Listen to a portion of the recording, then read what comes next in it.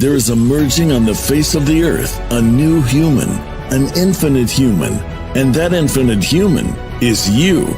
Join Elizabeth Monroy weekly for enlightening discussions, multidimensional journeys, profound meditations, and empowering visualizations as we co-create the new consciousness renaissance together with other blossoming infinite human beings who are shifting the old paradigms of our broken, fragmented, finite 3D Earth and alchemizing it into a more expansive, unified, loving, infinite reality by reclaiming their true divine, infinite power within as the co-creators of the new infinite Earth.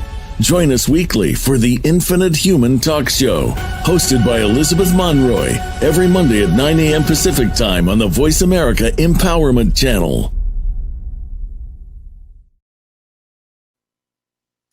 Hello, my divine, infinite human beings. You're all that is, ever has been, and ever shall be. And today we have, I'm not even going to say this is a show. It's more of an activation. It is going to be one of the most incredible, groundbreaking experiences that you will ever have. So please sit back, just kind of tune in to the higher frequencies of especially bringing Mary Costello back. And we're going to talk about the return of the golden age, the restoration of the true timelines, the return of the eternal mother. And it's going to be, I think, a bit of an emotional journey because we're going to really kind of share heart to heart the journey that the women, especially both the men and the women, have suffered in this drama, in this story, in this fallen HIS-tory, as I call it. But we're going to kind of do some healing with that today because it has been a really tough road for especially the women, the magnetic aspect of the electrical, because we are so nurturing, so loving, so empathic, and so feeling by nature. And we've had to really bend down, stoop, shrink ourselves, distort ourselves, corrupt ourselves, contort ourselves, to do everything we could just to survive in a very dark, distorted electrical masculine world. So without further ado, I'm going to bring Mary Costello here on, and welcome back. This is the third week that you're on because this is such a powerful thing. And I want you to first tell me a little bit about yourself for those that haven't met you yet and just tuning in, and then why we're doing it now because of actually, I think it was activation that I was gifted to be part of. So we'll talk about that secondly. So welcome back, Mary. Thank you so much, Elizabeth. Thank you so much for having me back. My name is Mary Costello. I'm from Ireland. And let me see if I can explain myself. So essentially, I'm working within the channel of Mother. I answer to the channel of Mother, the eternal Mother. And that's important because, it's important to know who we answer to so we behave ourselves and we remember our alignment and we don't step outside of it. And essentially what I'm doing at this time, I'm part of the many aiming to restore and succeeding in restoring humanity's consciousness to its, angelic function, to its prime creator function. And at this time, I am attempting and working with others to bring the humanity's consciousness under the order of love. I work with the modality of water. I work with sound, the first sound emanation of the Mother of Andromeda, and by extension of the core sound of the continuum, the core sound of the womb. I also work with the magnetic containment of the womb, of the continuum. I'm working under the premise that everything is within the creational womb, and my most important job is to restore and maintain and uphold the integrity of the womb so that everything within it can emerge in its own way in freedom. Thank you, Mary. And okay, so joining us in the second segment will be Dave Emory, a brave male soul, and I think it's the perfect person to add to the pot because he's, I think, typifies this beautiful balance, herogamic balance of the divine masculine, divine feminine. And he's been on our show before with that very topic. So it'll be kind of the update and evolution of that. But before we're going to spend this hour kind of with the women, because I think I just, as I write in my book, The Infinite Human, and that's what this talk show is based on, you can't spiritually bypass. We can't just say, okay, that happened, but now, we're just all love and light and false light, really. So it has to be healed, not lingered in, but, we have been victimized. And part of the journey of rewriting ourselves back to our heroic self is to feel it, heal it, and then forgive it. So we did a amazingly sacred, just, I can't even, there's no words for what we did with our sacred union of just a very small group of women. And it activated so much in all of us. I know I was out of it during those 3 hours, just, it was so intense. And then it's bled into my life. And it seems like a moment ago, but I think that was right around the 11/11 portal that this came through. So maybe to orient our listeners, can you just kind of tell us a little bit about what we did, and then I'll tell you what happened to me afterwards. Sure. So I started, and the preparation for the workshop, or it asked to be remembered. Let's say. So what happens is eternal principles come to me, things come into my field, and I'm reminded of something that's missing. So I'm working with the mind of wholeness always. I'm working with the consciousness of the womb, which remembers everything in perfection. So when there's something missing, it comes to me and asks to be remembered. So what I asked for to begin with was the heart to be returned to the place of vision, and the expression of our visions, the projection of our visions. But what came with that, we found, as time went on, we found that the architecture of the eternal grandfather trees, which is the upholding of our spine, the upholding of the river, of the flow of consciousness through the spine, the architecture of the eternal grandfather trees emerged within our workshop. And then the vortex of the crystal heart emerged as the place, and it felt like the father's heart to me, or the father's part of the heart, as the place that would be cleaning up the masculine shadow and bringing the primordial power, the primordial creational force, the energetics, the energy we need for our light body, bringing it to order through this vortex. So what we ended up with was restoring primordial order to the tone of the mother. It's all about, in the beginning is the word of mother, the vibrational tone of mother in all ways. And we restored the primordial realm, and the insistence of that removed the shadow elements of the thwarted, let's say misguided, ignored masculine pieces of masculine power, and brought them to order through the crystal vortex, through the father's heart. And we were reminded that the heartbeat, the pulse point of the father's heart, of the heart of action, the heart of decision within all of us, is the beginning of time. It's the beginning of the eternal now. And this is part of, these elements are an essential part of our mechanics of creation. So what about yourself, Elizabeth? You felt? Well, yeah, now I'll tell you how that impacted me, because, a lot of times with all this, people think, and this is not new agey, but the new agey stuff is all airy fairy and it's up in your head. But when we brought that in, to our holographic template and into the physical body, oh my gosh, I know everyone was feeling it and everyone made different comments, but for me, I just felt it going through, especially like I've always had blocks through my pineal.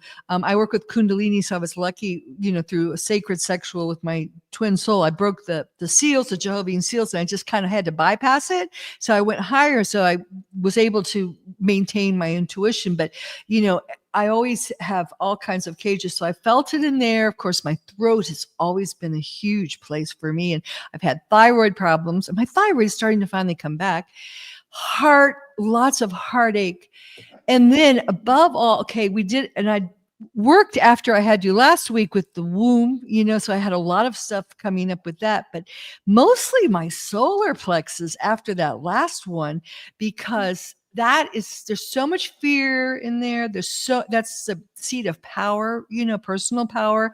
And that's something we have really not been allowed to have, in society. And I actually threw up afterwards. I told you, it was like all those lower frequencies were purging out of me. Mm-hmm. And I've been feeling that just waves and waves of downloads that have completely cleansed me. And it was very powerful. But as I always, when I'm purging, when I'm having one of those dark moments, dark nights of the souls, now there are more moments, I always say, this is good. It's getting it out. And I feel so much lighter. And lots of things have shifted for me personally. And I'm opening this up to the women. So just if you can kind of sense what you've been feeling too, and we'll talk about that next. But do you want to comment on that?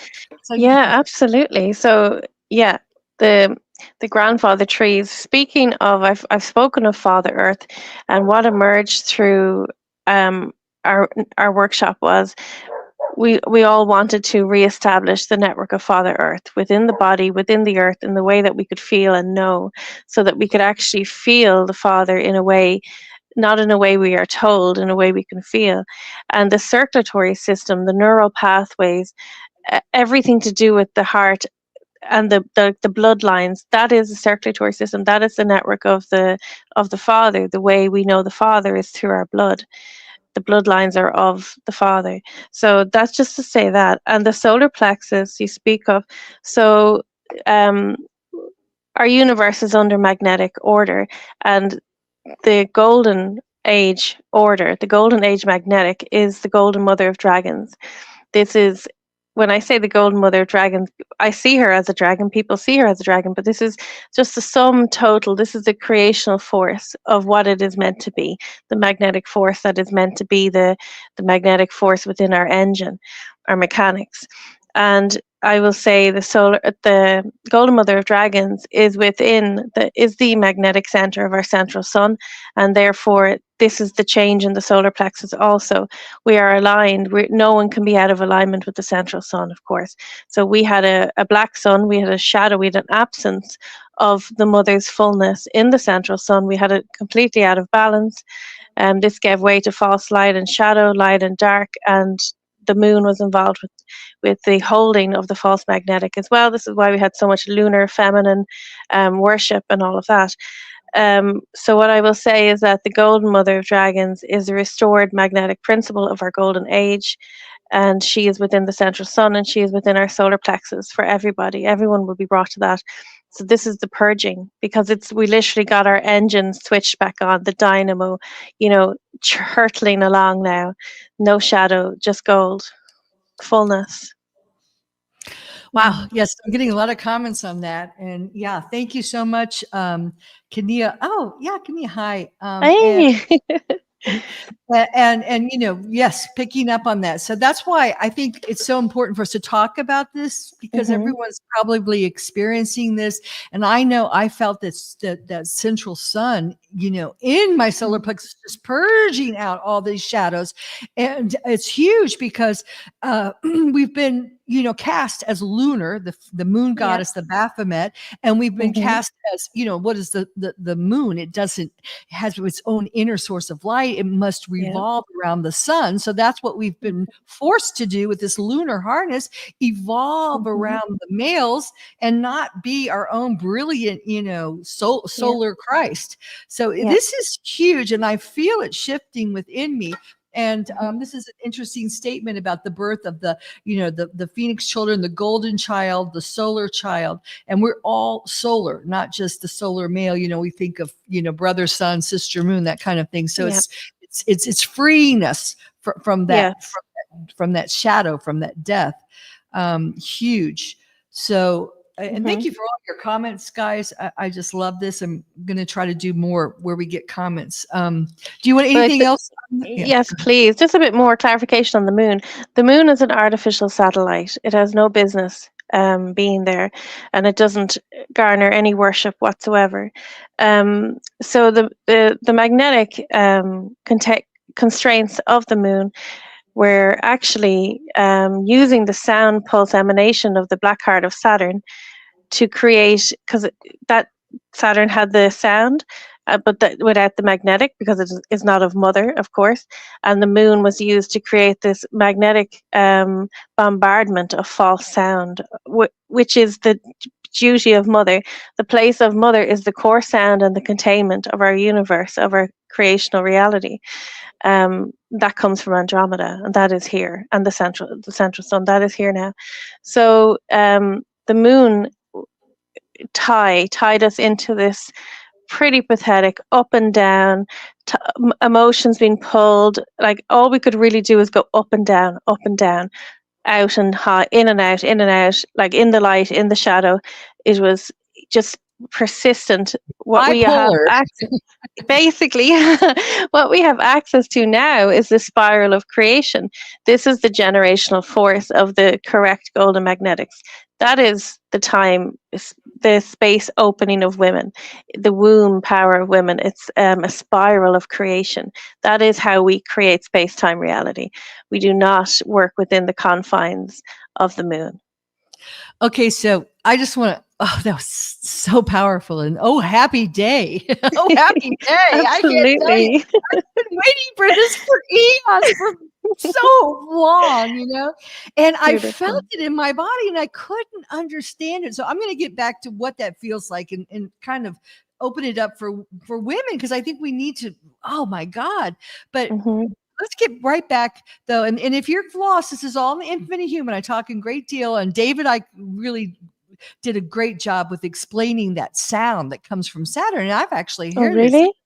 Yes, and you can hear the sound. It's like it's a demonic sound, and you can measure it on a seismogram, on those grains of sand that shake to it, and you can see it forms a hexagon. So, then when we have David Emory on here, he's going to explain more in detail that we are in a magnetic universe, because when infinite source fires out electrical and magnetic, and we have a parallel universe that's electric, but we are in a magnetic one, which is why they've gone to such great, and the fallen angelics, the parasites, whatever you want to call them, great length to distort the magnetic. And what does the moon do? I mean, first of all, we all know we're water, and you work with water, and our bodies are like 99% water. So the moon governs the tides. And you talked about the up and down. Well, I know I was diagnosed bipolar, and I don't know how many women are like bipolar, because we can't get that harmonious flow to us, because it hasn't been in the soup, the morphogenetic soup that we've been swimming in. So it's been really hard. It's been rough. It has been absolutely terrible. And add to that the manipulation of women's water, the manipulation of women's emotion. It is beyond, to think that as a creational women, as the mothers of creation, we are to be tied into caring about what new handbag we have, or how our hair looks, or whatever other nonsense. Or there's an obsession right now, and everyone is supposed to have a really big bum. Like, what's that about? Like, I don't want to see it. I see that everywhere. Like, the way that women's emotions and our water is just played with like a cat and a mouse. It's ridiculous. It's not the way. And the reason it's done that is to dilute us and to funnel us. Our creational power is water, to funnel us into these finite pipe dreams where we will literally go crazy. That's why we talk of women, you say bipolar, and feeling it. These are crazy making ways that women have been harnessed. So we are to hold our water in equanimity. We are to hold our water. We are to have full command of our emotion and our water. And we use this we rise this as an emotion when it is time to birth reality. We don't allow our emotions to be risen by somebody who wants attention, by somebody who's trying to pull us into a shadow game, by somebody who's trying to compete with us, or whatever else. it is so important for women to reclaim command over their creational water, because it is the strongest force of creation that we have. Amen. Hallelujah. I tell you. Mm-hmm. Yeah, I really want to hit on that, because what happened through our his story, okay, not our Mm-hmm. story, his story, is that women, we were kept around. They really didn't want us around, but they needed us. They needed our Yeah. genetics. They needed, especially the Christic women who were the Magic Grail line, the true, guardians of this planet. And we'll get into that in a minute. Don't let me forget about that. I want to talk about Malta. But Ooh. and we held the planet by our Mm-hmm. toning, by our frequencies, in these high frequencies. And then it was stolen from us. It was ripped from us. The womb of the planet in Malta, where is the womb, was ripped from our control. And that was the key to the planet, and the pass keys and the codes. And we were encoded with these codes so we could work, our physical bodies and our presence and our sounds and our tones maintained it in this high frequency. And we do have that creative power to create worlds, to create universes, but they needed us for breeders to breed their Yes. Anunnaki follow angelics. So that's what they took from us. And now you notice, women, the birth, the Madonna, the child, the woman and child, and they're sacred. Of course, it's beautiful. I don't want to diminish that, but we're so much more. Mm-hmm. And when you were talking about waters, I think about the birth certificate, and I wrote about this in the book. People talk about the birth and the waters partying, Yep. and really what they've reduced us to is a vessel, a ship, like a ship that pulls into a berth, a port, and its waters, our sacred waters, part and delivers the goods. And the goods are human beings, our children that are stamped and with the certificate of birth at the dock with the doctor, and we're right away it's a product that they own, that the elites have owned, which is the old. So it's time to free ourselves from just breeders. Beautiful. Absolutely, Elizabeth. But if you think of that, when you speak that and you put it all together like that, and I know there's people who really get into depth about the admiralty law and everything else, what it is that there is no other power than organic power, the natural power. The natural way of things is that water is the strongest creational force there is. And that is women, as our nature of having a womb and already having access to this birthing canal, of course, because we bring formless souls into form. We are the only sanctified channel of birth, of creation. All sorts of other things were used. Pyramids were used. Other ways of birthing something. Like you say, with the containment of a woman without the core sound. So all of that fallacy of the spells put upon the waterways and the womb are all completely dissolving, because we have woken up and we are seeing what is inside in us. And for women, it is always incredibly personal. It is, we don't get to be conscious observers or whatever that is, detached observers that people talk about. We don't get to be that, because of all the women I've worked with, who have something very precious and amazing about their womb, there has been womb injury also. This is a very personal thing for women. So when people say don't take it personal, we take it personal, and the reason it changes is because we took it personal and we said, absolutely not. This is happening inside of me. Therefore, I'm responsible for this. It may not have been created by my mind, and I may not have a clue what to do, but I'm going to figure out how to be responsible for all of this circus and clean it up and expel it from my space. For sure. Well, yes, well said. And I just want to expand on that. And we have some very interesting questions here. But, my husband was a gynecologist and an obstetrician. So for 20 years, he was always, and there's so much miasma, ancestral miasma that's carried through the womb, which is now releasing now. So if you're feeling a lot of strange things happening there, just let it come out. But, we have all this going on, and I really want to spend just a few more minutes. I don't want to dwell on it, but of all that we've suffered, because there's been so much that's happened. And I want to bring it up because there is no time.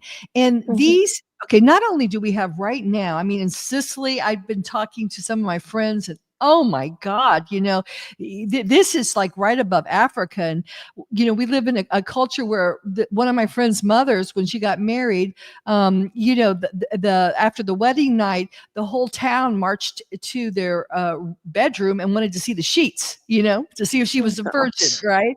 And then down there's Africa. So we have people, in the jihadis that will get murdered or killed or arrested if they're not covering themselves in dark black. Or we have, the polar end of that, like all the strip joints with all the women who are, selling their bodies and trying to be what men want them to be. And this has played itself out with sexual misery. And we had a whole talk show on that. So the sexual misery that we've had, all the diseases, not just the sexual disease, but the birthing pains, the stillborns, and this is something that we're going to have to feel for the collective, not just on the planet, but because we have alternate identities or lifetimes where we have been stoned and burnt, at the stake, and drowned if we're a witch. If we floated, we were a witch, so we were killed. I mean, there were all no-win situations. And as I started purging, I have memories of this, and we have to just let it come out. So, do you have some advice for? Absolutely. Coming out for people nowadays, right now. I'm going to put a rocket under this one, Elizabeth.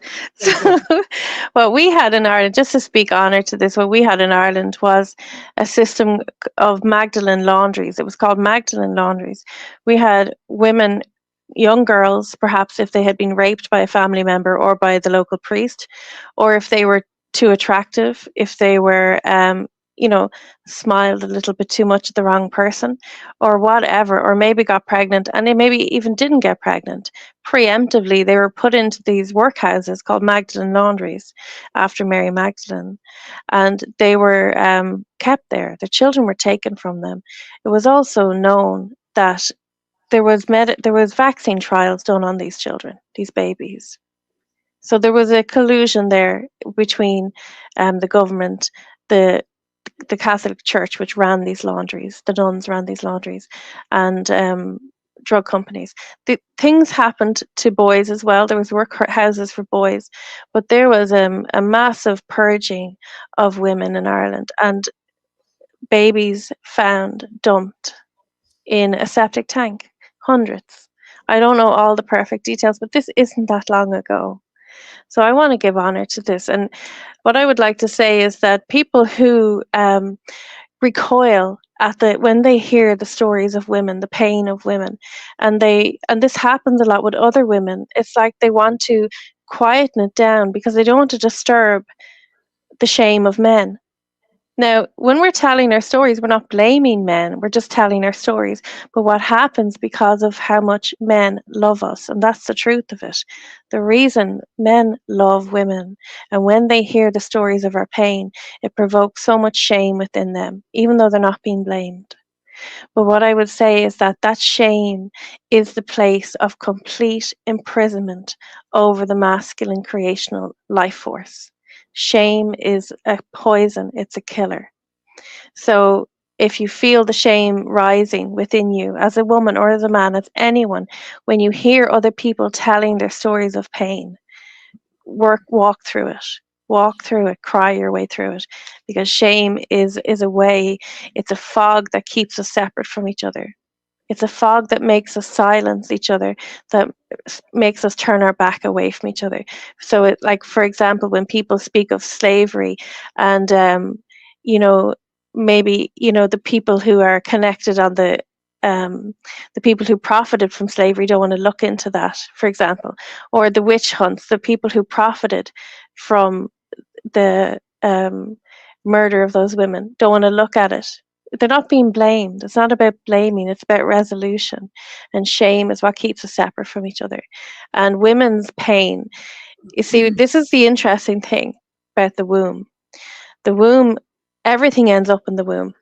So if there is wars in a country, if there is starvation, if whatever terror there is, it will always end up in the womb. And generally the place of the what is weaponized against women is usually sexuality, whether it is their children being taken away from them, whether it's rape.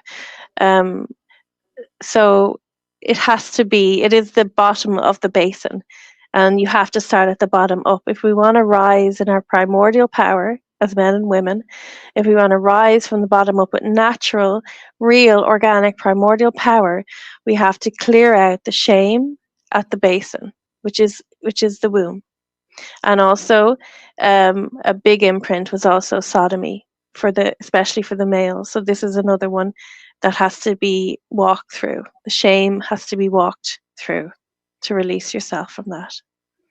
Okay. And we're going to get into this because it's not about blaming. And, because the truth is the male electrical suffered just as much as we did because we're one. Yeah. We're one, but before we get onto that, I want to go even deeper because, there's been so much sexual shaming. I want to get into the core of everything. And I wrote a newsletter on this. It's on my website, www.infinitehuman.com, if you want to follow along. But, everything that came natural to us, everything, our sensuality, our creativity, our gentleness, our love for nature, our love for animals, it was all traumatized, and because if you expressed yourself, just wanting to just dance naked under the stars or, sing, just be like, you see all the time women just walking out in the country enjoying things, and then comes a troop of Roman soldiers or something, it's going to happen. I mean, every time you express your intimate vulnerability, time and time again, and this might not have happened to you in this lifetime, but believe me, if you're female, and I do think I've been both male and female, but I think there's certain, and I'll talk about this more with Dave, but I think we have a magnetic kind of spin to our soul when we come into this planet, because we come in, I believe, with our twin soul. So even though I was male, I was usually gay. So this is something that we all have to purge and heal from ourselves. And you want to talk about that? Yeah. When you speak of that, that is so, I just want to bring it to a really beautiful word, radiance. When you talk about, yes, we came with a magnetic spin, which brought much to us, predator, right? Which brought predators to us. And there is a fear in women of radiance. There's a fear in women of beauty and radiance and joy and exuberance and sensuality, like you say. Now, there is a kind of, vulnerability. There is a holographic, a kind of like aggressive, masculinized sexuality going on, which is more of the woman taking on that predatory role, right? I see that everywhere. I'm honestly, every time I look in social media, I'm seeing women's behinds. I have no idea why. Like, please, can we just stop this? But it's a very predatory. It's more of a luring. It's not magnetism. It's more of a luring. And a predator lures. So predator lures something to them, and then they capture it. That's more of that. That's the false magnetism I'm seeing now in this distorted way of doing things. But the true, beautiful, absolutely gorgeous magnetism of women, it's radiance, joy, it's an overflow of their fullness, it's an overflow of their richness. So whatever we can do to replenish ourselves, which also includes saying no to so many things that deplete us, protecting our space, honoring ourselves, and actually believing the importance of radiance and beauty and overflow and sensuality, believing the importance of that. That is the inspiration, that is the wellspring, that is what says, here we are alive, and let's build a world to house the beauty of this. Let's build a world that's suitable and good enough for the beauty of the radiance of a small girl. Let's do that. Okay. And let me Mm. we're going to get into that just a minute, but I want to say the other thing that happened then is Mhm. because when we were that's our natural essence. We were, Yes. we were victimized for it, Mhm. persecuted, So what many of us did, what you just mentioned is, and Mhm. I did it. I stepped into the dark masculine. I said, well, Yeah. to hell with that. I'm not going to be, actually, I write about it in my book, my first Mm. boyfriend, I got pregnant and then I had an abortion and he left me. And so I said, never again, femme fatale, Mhm. here I come. I'm going to be in Yes. charge, So I became Mhm. a sexual predator, I mean, Mhm. I wasn't really a predator, but I was like not going to let myself be vulnerable. And I think Yeah. we've all been there, and Mhm. we kind of toughen up. We get Mhm. the tomboy, and we fall into the dark masculine out of survival. And Yes. again, that is such a hurt place to be too, because we're Mm. wounded, but we can't let our wounds out, because God, we're like prey, bleeding in the middle of an open field for Yeah. predators. So we've been kind of licking our wounds in private, but we haven't Mm. felt the ability to heal. And I feel like now that's why Yes. I'm bringing all this up. I wouldn't bring it up because Mhm. it's kind of like rubbing salt into a wound, because women just get together. And I was in AA Mm. for a while because I took sleeping pills when Peter died, and it was just women commiserating, so much. And Yeah. that's supportive, but that's all we were able to do. Just take the Mhm. pain and just help our fellow sisters, and kind of, we shall overcome, Yeah. slaves. But Mm. now we can purge it and embody our true essence, right? Yes, that's the thing. Like, and as you say, that predatory sexualization, it is understandable, and I don't judge anybody. And I don't judge myself either. I'm very kind to myself also, and we've all had those behaviors, and it makes sense. Like when we are in a dog's world, we have to learn the way of it. But what I'm just witnessing now is more and more women stepping out of all of that and finding the way to change the tone of everything, and once we realize how powerful we are, we understand that it's actually our water, our life force, our love that decides what stays and what goes within our own realm, but also on a broader spectrum. And we are in a privileged position. We have quite a good deal of freedom for me to be able to say that I have a lot of freedom. I understand there's other countries where women can't say things like this. So I am a very privileged, free Irish woman, and there's nothing better in my heart than being a free Irish woman. And I will speak my words because I can. And we are starting it this way. So when we have the freedom, take it and make full use of it, but also the responsibility of knowing, well, so we could be free and be privileged and be at the top, the cream of the crop, and enjoy ourselves, or we could be free and take responsibility for the enslavement of others and try to do something about it. you know Well, I think just by embodying our freedom, yes. we're the leaders, and we're the ones that are Hmm. shifting, alchemizing the collective for Mm. the 13-year-old bride in India, and Yeah. the woman covered in black in Hmm. Iran or whatever. But I want to say one more thing, because religion is so key here. We had the Yeah. Father, Son, Holy Ghost that we cut out, the whole Hmm. Divine Mother, and I'm living Catholic land, but that's influenced all of the Protestant, and the Muslims just as bad. Mm. So I want to talk a minute about the Magdalena, because there's a lot of Yeah. misconceptions about that, though, because what Hmm. happened is, okay, and I'm going to go to the goddesses then. That we were goddesses, and I'm seeing a comment right here with someone saying, and I can identify with that. There's this hate that you have for men, and you know what? And I can understand that if you've been Hmm. raped, or you remember it.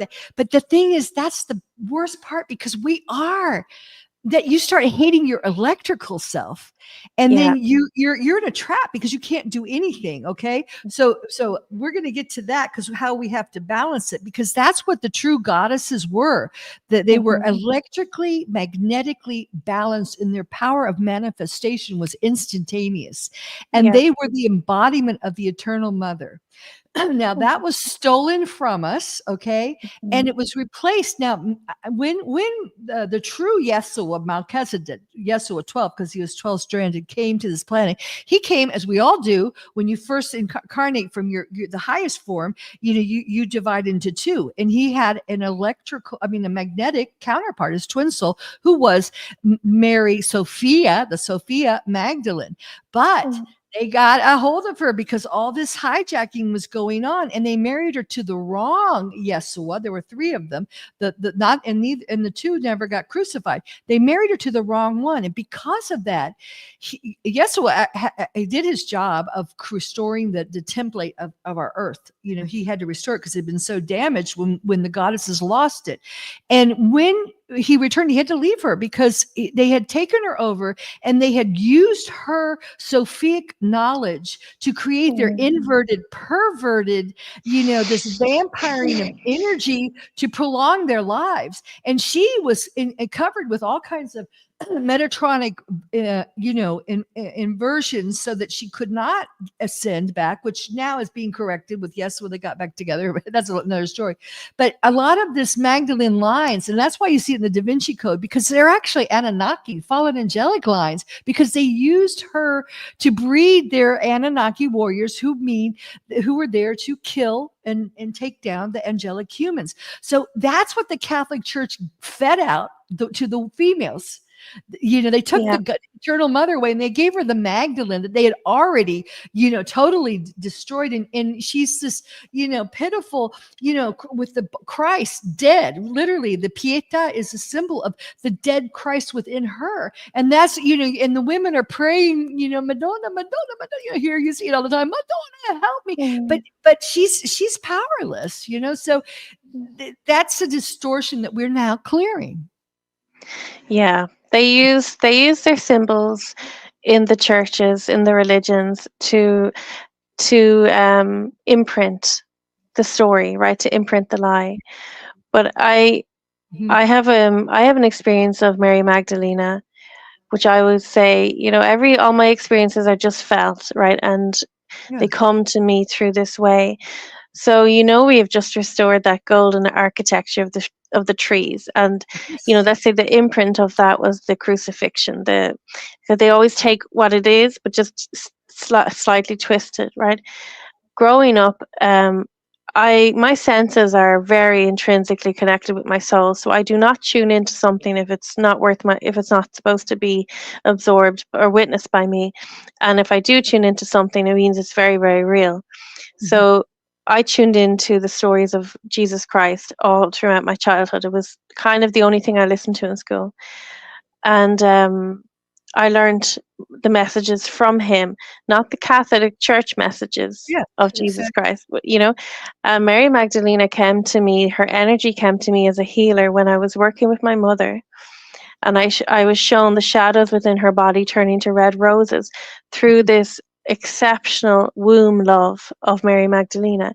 I was also shown that the two Marys, let's say, if I was shown the picture of the crucifixion where you have Jesus and you have the two Marys, one on either side.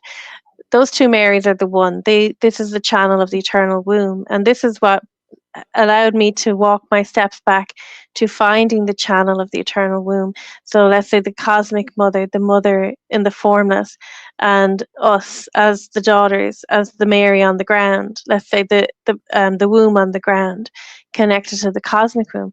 So that was the intelligence I took from, I received from the two Marys, Mother Mary and Mary Magdalena. That is actually the one channel, and I also feel like that wisdom of the one channel of the womb of the Mary, the daughter on the ground, the mother on the ground, the mother in the cosmos, has been the intelligence that I have used now from the birthing of my creations.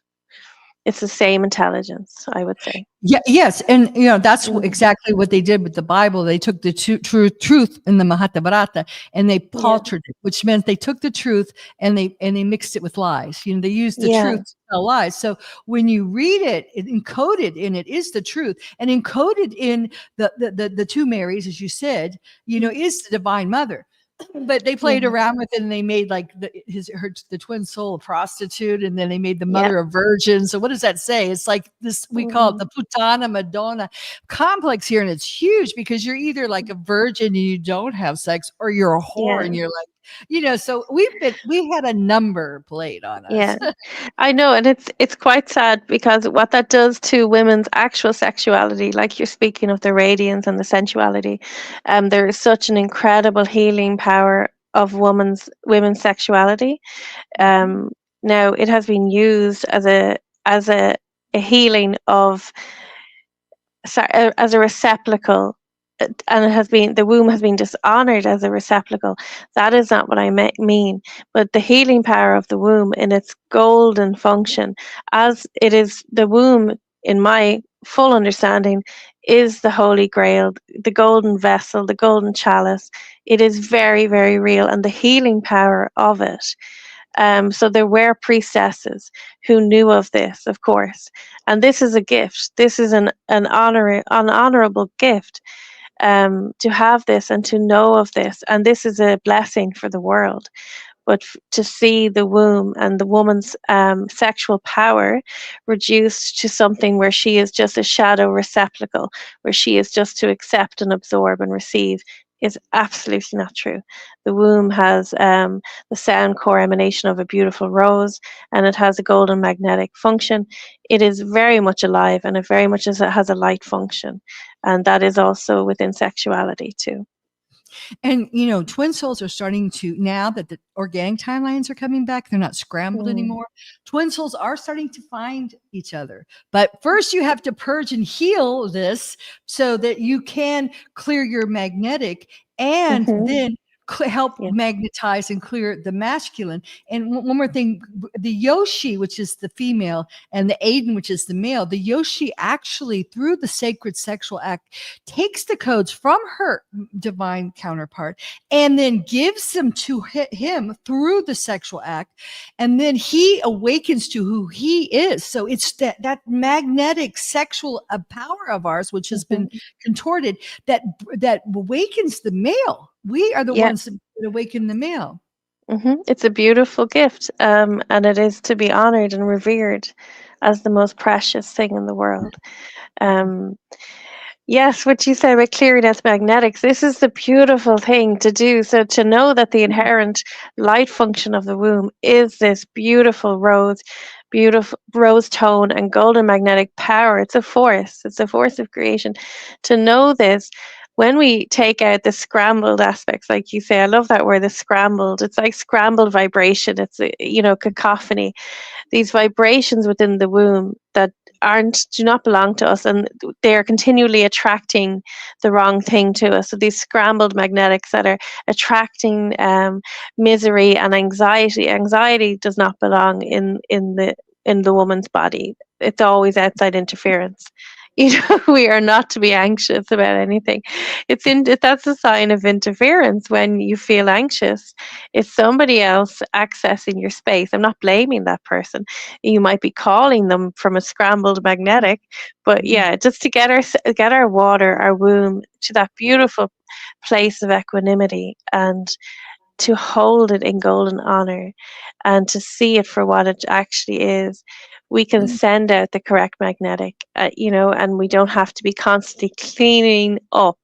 We don't need to be cleaning up. Our womb is not, and this was something our womb was used for too, cleaning up the karma of the humanity. Like I say, his story is written on the battlefield. Her story is written in the womb that absorbs the terror and the remnants of the war. Or you could say the soil that absorbs the terror and the remnants of the war. So the womb has been used as a dumping ground. Everything ends up in the womb. Whatever state humanity has gone through, it ends up in the womb. This is why the magnetic function, the ability to create a vortex, the ability to create this spiral that pushes what does not belong. First of all, the sound tone within the womb to set the tone of the womb, and then this vortex spiraling technology to clear what does not belong from the womb. And what I have seen is that it gets pushed out through the vortex of the heart. And if it doesn't belong in the body, we cannot, as women, absorb lies. We cannot absorb poison. When we try to do that, we make ourselves sick and anxious, and we think we're just anxious people. No, you're not anxious. You're just trying to absorb something that's not true. Um, we can actually expel these things from our body when we have our womb in golden order. Wow. So this is beautiful. And I want to, first of all, kind of go back to a vision that I had when I was doing this wonderful activation with you and the women. And I saw us in Malta. And, and because I had gone there before, I was told to go there. I did not want to go there, and I was terrified to go there. And it was probably, I think for many women, it was where we first lost it. It was like the root of all, because at that point we were electrically magnetic, as I said before, and we toned. And there is a place there called the Hypergeum, which is subterranean. In fact, most of Malta is underground, and it is actually the mountaintops and Sicily too of Mu. And and when Tara was pulled through the black hole, of course it got smaller and contorted. So it was Mu over there, because a lot of people think of Atlantis, which was the first Atlantis, and Lemuria. Lemuria is more Pacific, but I think it was pulled in. And so I went there and I did a lot of clearing up. And you talked about the spiral, and to me.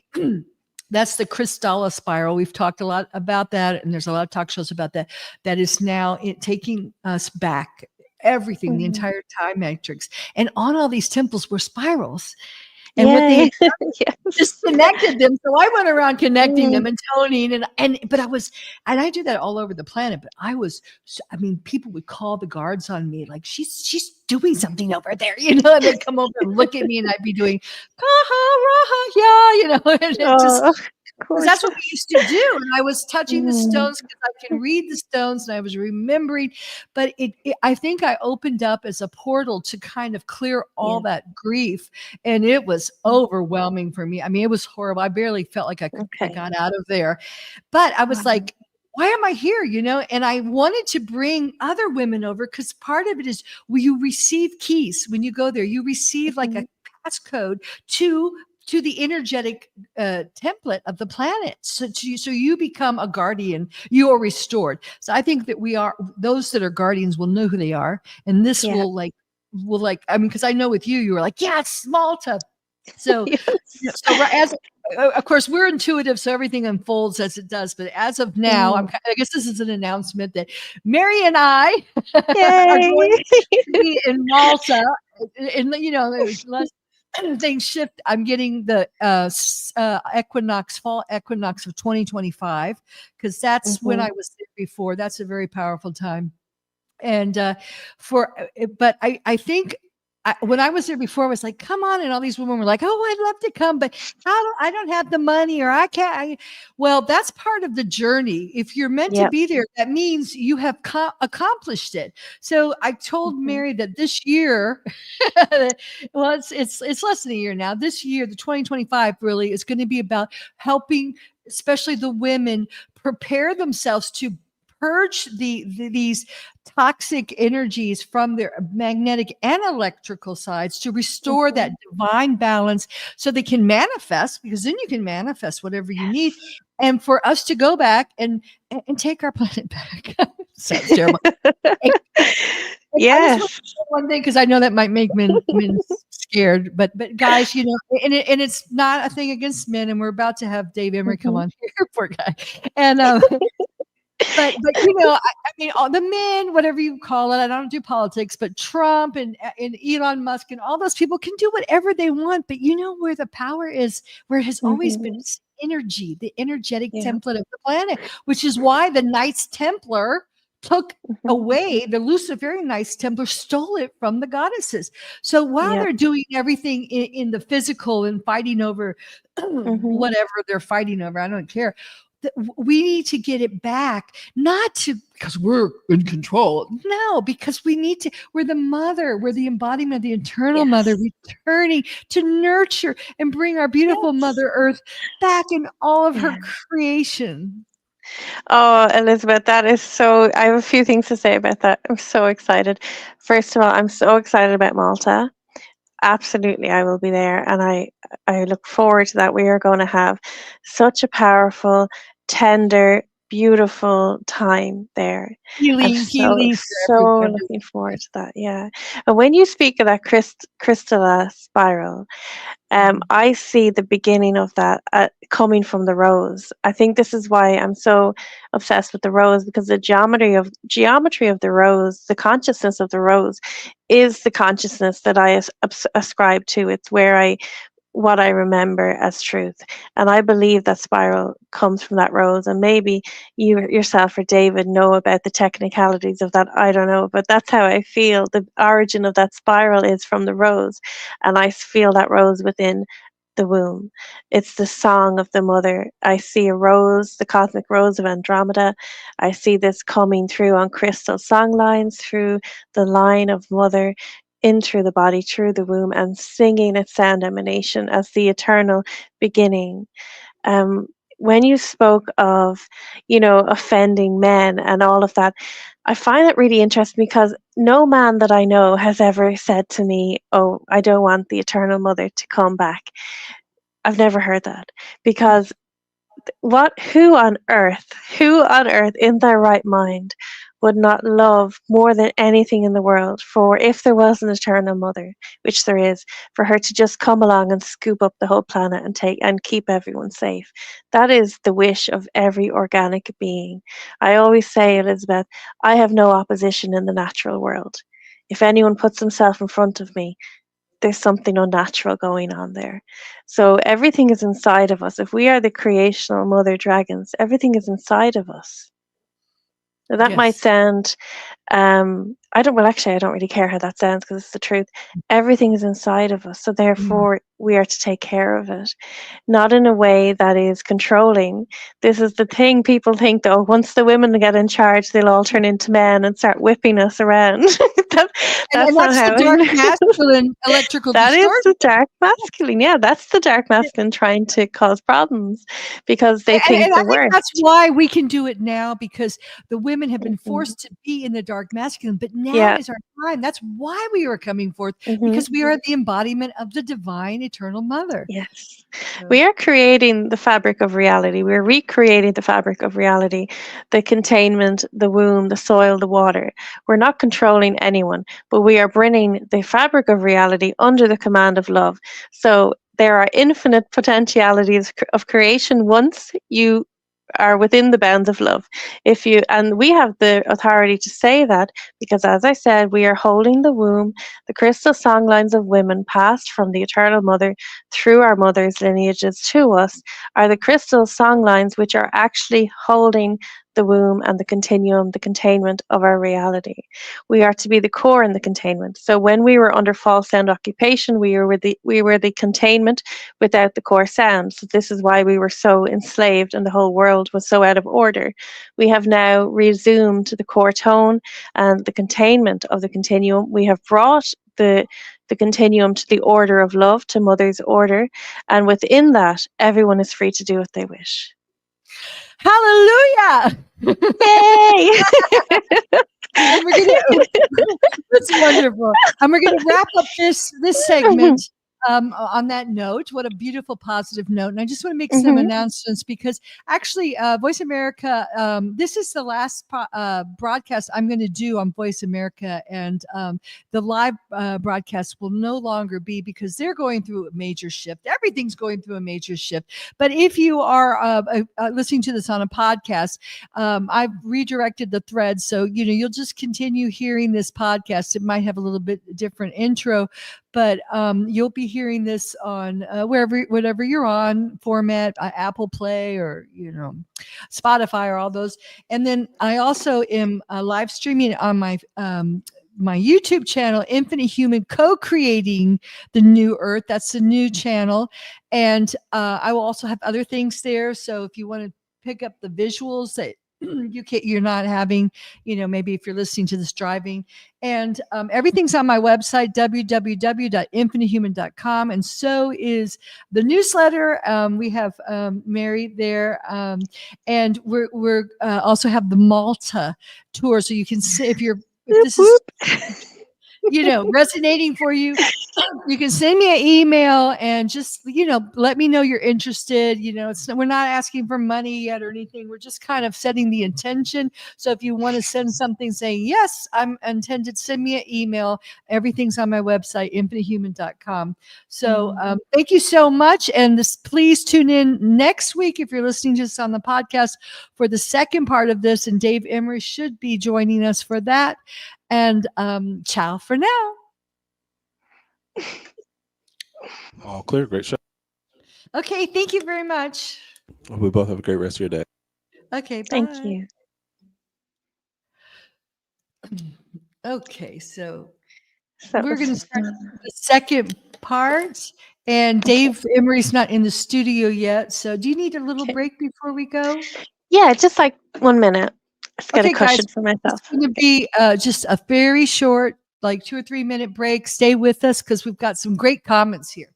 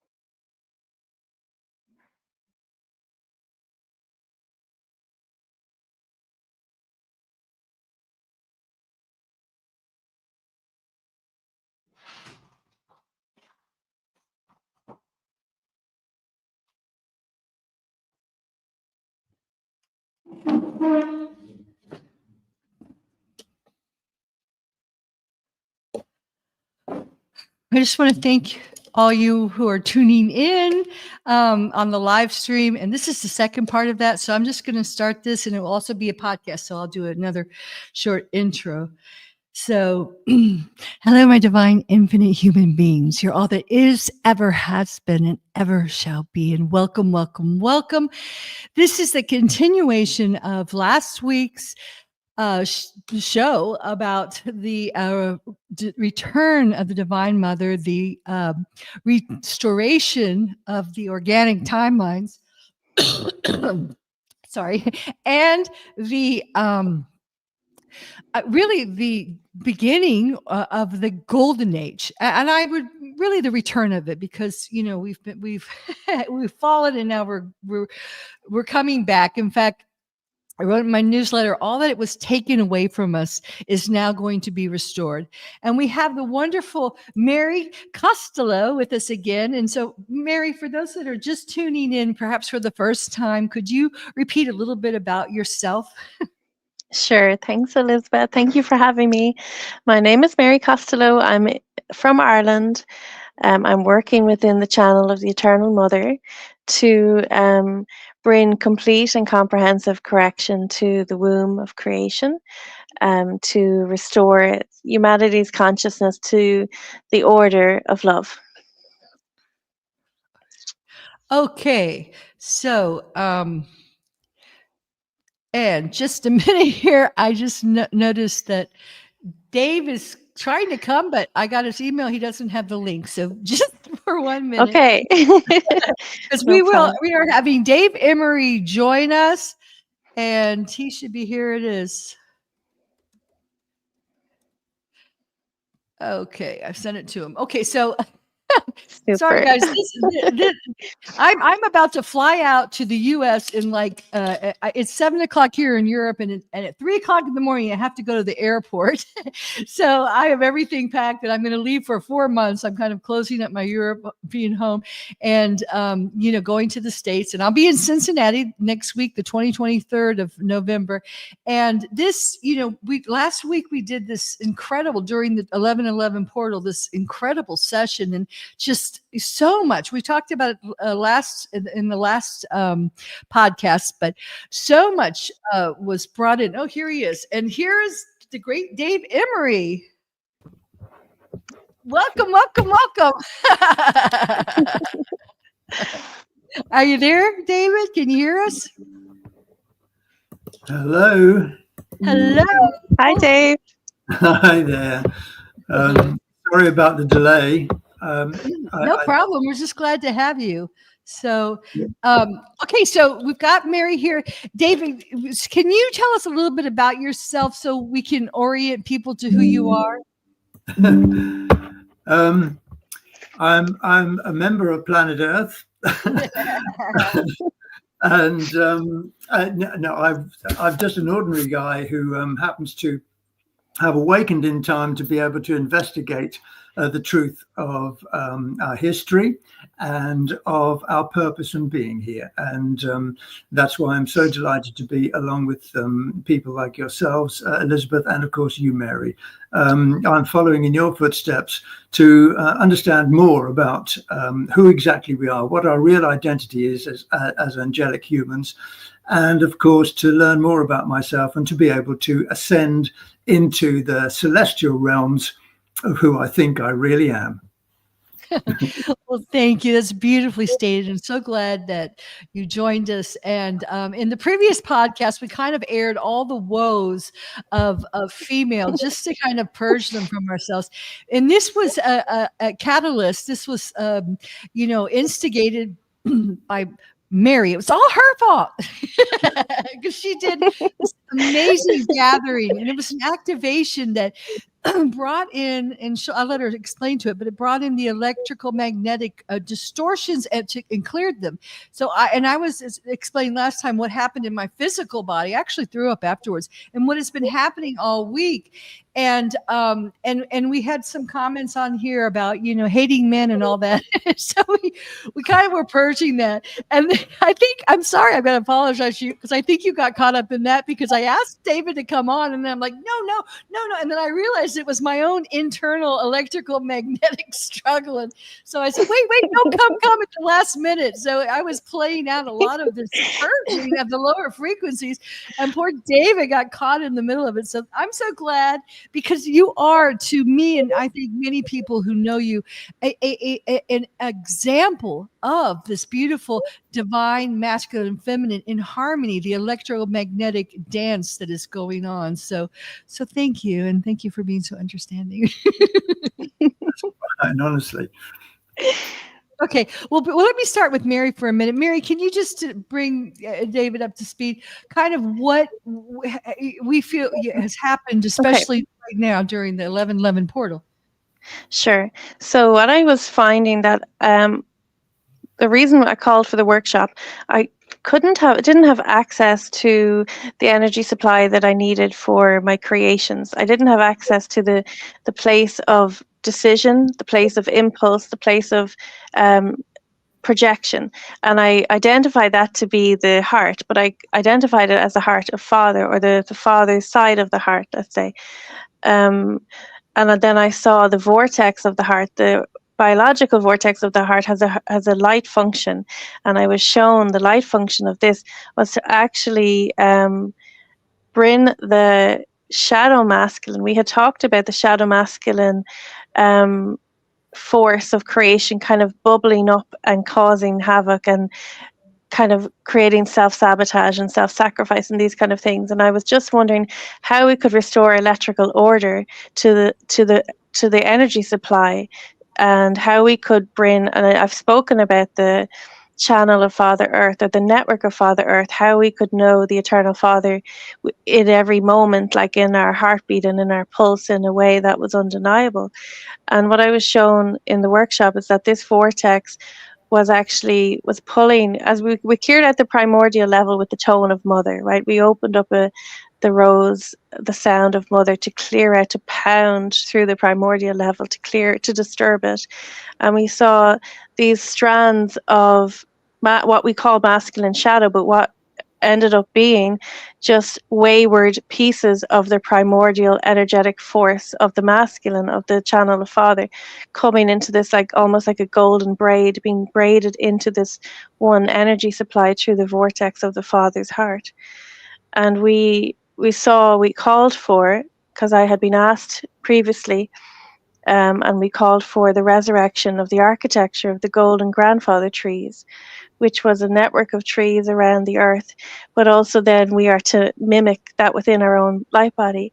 And we saw that emerging, and straight away, that was, our voices changed. Do you remember that, Elizabeth? Our voices just received clarity and precision and sharpness, like we just tuned right in. And this is like, so this was, the circulatory system was being brought to order. So when I talk of electrical order, this was a very personal circulatory system brought to order. And the nervous system, we were purging, so the bonds and the commitments we had made, because we recognized that we had orientated our bodies, our systems around the shadow of the masculine. Every one of us, I think, has lived a life where we have, the shadow of the masculine was the center of our lives from the beginning of childhood all the way through. It was like a volcano waiting. So our whole nervous system was literally entangled with the shadow masculine. So we purged that from our body with the help of the golden mother dragon, which is the magnetic center of our central sun. And also, as we mimic, or as we are the micro of that, of our solar plexus. The golden mother dragon is just the eternal correct magnetic force of our engine that is being reinstated in the central sun, and therefore reinstated in our solar plexus. It's like the magnetic of our engine. So that's what we did. That's what we did over the weekend. That's what we did. So, we'd like to hear your. It was take lovely. on it. Yeah, because we didn't have a makeup party. Okay. Well, I'm very impressed, Mary. I mean, it's an extraordinary journey that you've been on behalf of us all. So I respect and resonate with everything that you've been saying there. I confess that being just a mere electrical male, I didn't understand it all, but I'm slowly going to get there. So look, honestly, what you've been doing is very pivotal, especially in these times now, and. Certainly what you've both been working on is so powerful, and it's a question of aligning the electrical and the magnetic. I mean, because that is what we're talking about. I know we talk about the masculine and the feminine, but it's also electrical and magnetic. It's also oscillation and vibration, and it's light and it's sound, and we know this now. And it's a question of aligning these so that they come into their connected full power together as one. And that's really what I've been working on a broad scale, not on a specific, detailed and very complex scale like you have been doing so successfully, Mary. And as I say, I tip my hat to you for all that you do. But I resonate with a lot of what you're saying there. And certainly since, certainly for 15,000 years, maybe 16,000 years now, we have had a great difficulty in aligning those two cosmic energies, the electrical, the magnetic, the sound and the light, so that they should be aligned. We should be working as one to assist all the planetary systems in our universe coming through Earth. And of course, Earth is so pivotal. And it's fascinating what you were saying about the trees. the connection there, the golden braid and everything like that. I need to learn more about that, because that was a sort of an illumination, really, of some of the things, some of the dark corners that I've been trying to illuminate myself. You have just done. So yes, I'm on board with what you're doing, and certainly this alignment of the masculine, the feminine, the electromagnetic, which has been shut off from us for so long, is beginning to appear, and it's through work such as both of you do that that this light begins to shine. So thank you. Wonderful, wonderfully said, and thank you so much for coming here. And I wanted to bring this up because, as part of everything she says, for me, fits into the framework of the colonic science, and I just see what we're witnessing now, which is amazing. Is we're seeing the Krystala spiral at work. We're seeing it moving, clearing away the distortions, and of course, for me and for us, the females, it's very personal. The first hour, we kind of vented about what it was like to not be able to be our true authentic selves, the creative expression that we truly are in the world. And I remember just with Peter, I would do so much. I mean, I have years and years of stuff that now I'm finally getting out, but he'd be looking at me going, I don't understand it. You've done so much. You've written so many books. You've written so many screenplays. You've done so many things, pieces of art, and nothing ever opens up for me, because it was like, there was this barrier because my energy could not fit into the finite reality. So for us, we're feeling this. And I'm also really interested in seeing how I feel like this huge, what do you call activation, or, influx of the Krystala River that's come in, into the golden ray and all this, we're documenting what we're seeing, how it's going to play out in in alchemizing the 3D world in a lot of the masculine. I'm kind of going to see how that happens, with the political arena now and the financial arena, because there are a lot of shifts going on. And I really believe there's a dark agenda, but I feel like they're not going to get away with the dark agenda because they don't have that. The quantum's not on that death spiral, the Fibonacci spiral. And also they're going to start getting better feed from their electrical connection, because I think even if the men that have had good intentions, they've been being fed the distorted electrical. Do you want to speak to that as a male? As a male? Well, no, I'm going to speak to it as an angelic human, just the same as both of you are, because we're together. Yes, we're absolutely one. And in fact, the interesting thing is that when our consciousness was downstepped into the lower holographic realms, which is where we are now, and why we are so important, all of the angelic humans, we're so important. We are actually the return of the Christ. We're the second coming of the Christ as a collective, which is why our work is important. And I include everybody who's listening here. It's not just Mary, Elizabeth, and myself. It's all of us together as one. And I often use that phrase.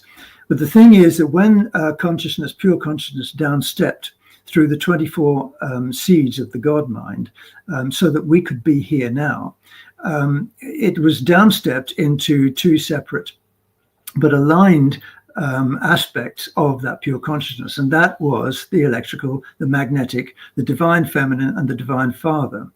And what the divine father was God mind intent, God mind expression, and the feminine sound vibration was the God mind intention. So the feminine is God's intention, and the masculine is God's expression. And when they are aligned, the intention of the feminine energy, it aligns with the expression of the masculine energy, and this is what creates worlds. That's what really matters. It's how we create what we choose to intend through the feminine and express the masculine. And so all of this actually plays down into the holographic realms where we are now. And of course, we know we have had so many distortions. And Mary talks so accurately about the shadow self. And the shadow self affects us all, but it particularly did affect the electrical energy of the male. It affected his expression. It affected his God-mind expression. And when that was distorted in the parallel universe, the masculine parallel universe, it deeply affected the alignment between the two. Our universe here and the parallel universe, which connects us. And that is where we had all of our challenges, and that was deliberately engineered. For example, in 13,400 BC, we had our parameter shields turned off. And because the parameter shields were turned off, we couldn't access the eternal flows of the crystal spiral, the Christ, as Elizabeth was talking about. So we could only get certain amounts of energies, but we couldn't get the full flow. And this allowed more distortions to take place. And I hope I'm not hogging the conversation here, but it's so pivotal to what Mary was saying.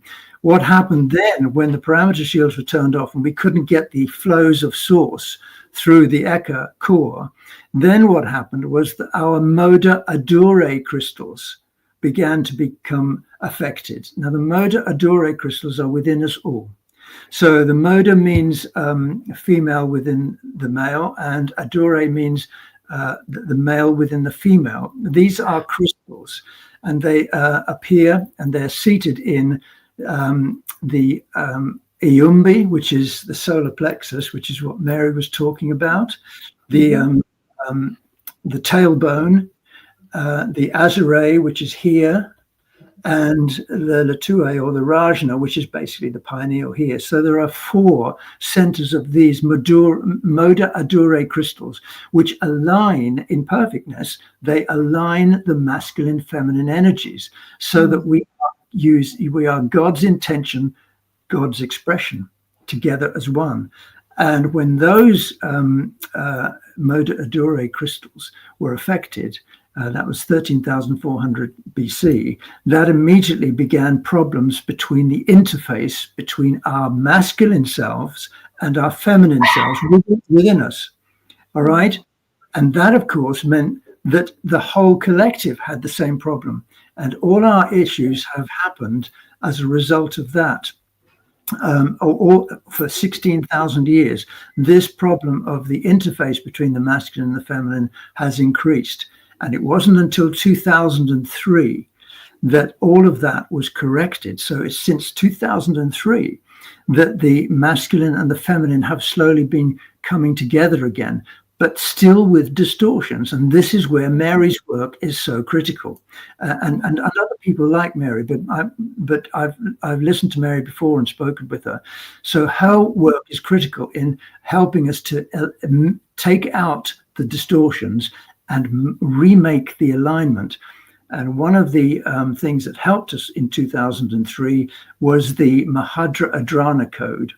And that Mahadra Adrana code is what allowed us to start resetting our Moda Adore crystals and our realignment of our masculine and feminine. And I feel that that's definitely helped me since 2003. Okay, beautiful. And this is a podcast for many, but if you are watching the video, I have that code. So do you want to talk about, that's the code that was infiltrated, inserted into the template, the grid system of our planet, the ley lines, to restore that balance. But it was taken out by our friend Toth. Was that in the was that when the Nerubian crystal grid was installed and the Kauai twin soul thing happened? Am I right with that, David? Well, that Mahadra Adrana disappeared about 16,000 years ago, and you're quite right about Toth. He's been a big player in this scheme. But in fact, things really started to go belly up for us 27,000 years ago now. That was when the Nibiru crystal grid affected us, and that was underneath Stonehenge. And so, Mary, I know that you're interested in this, and we spoke about this before some time ago.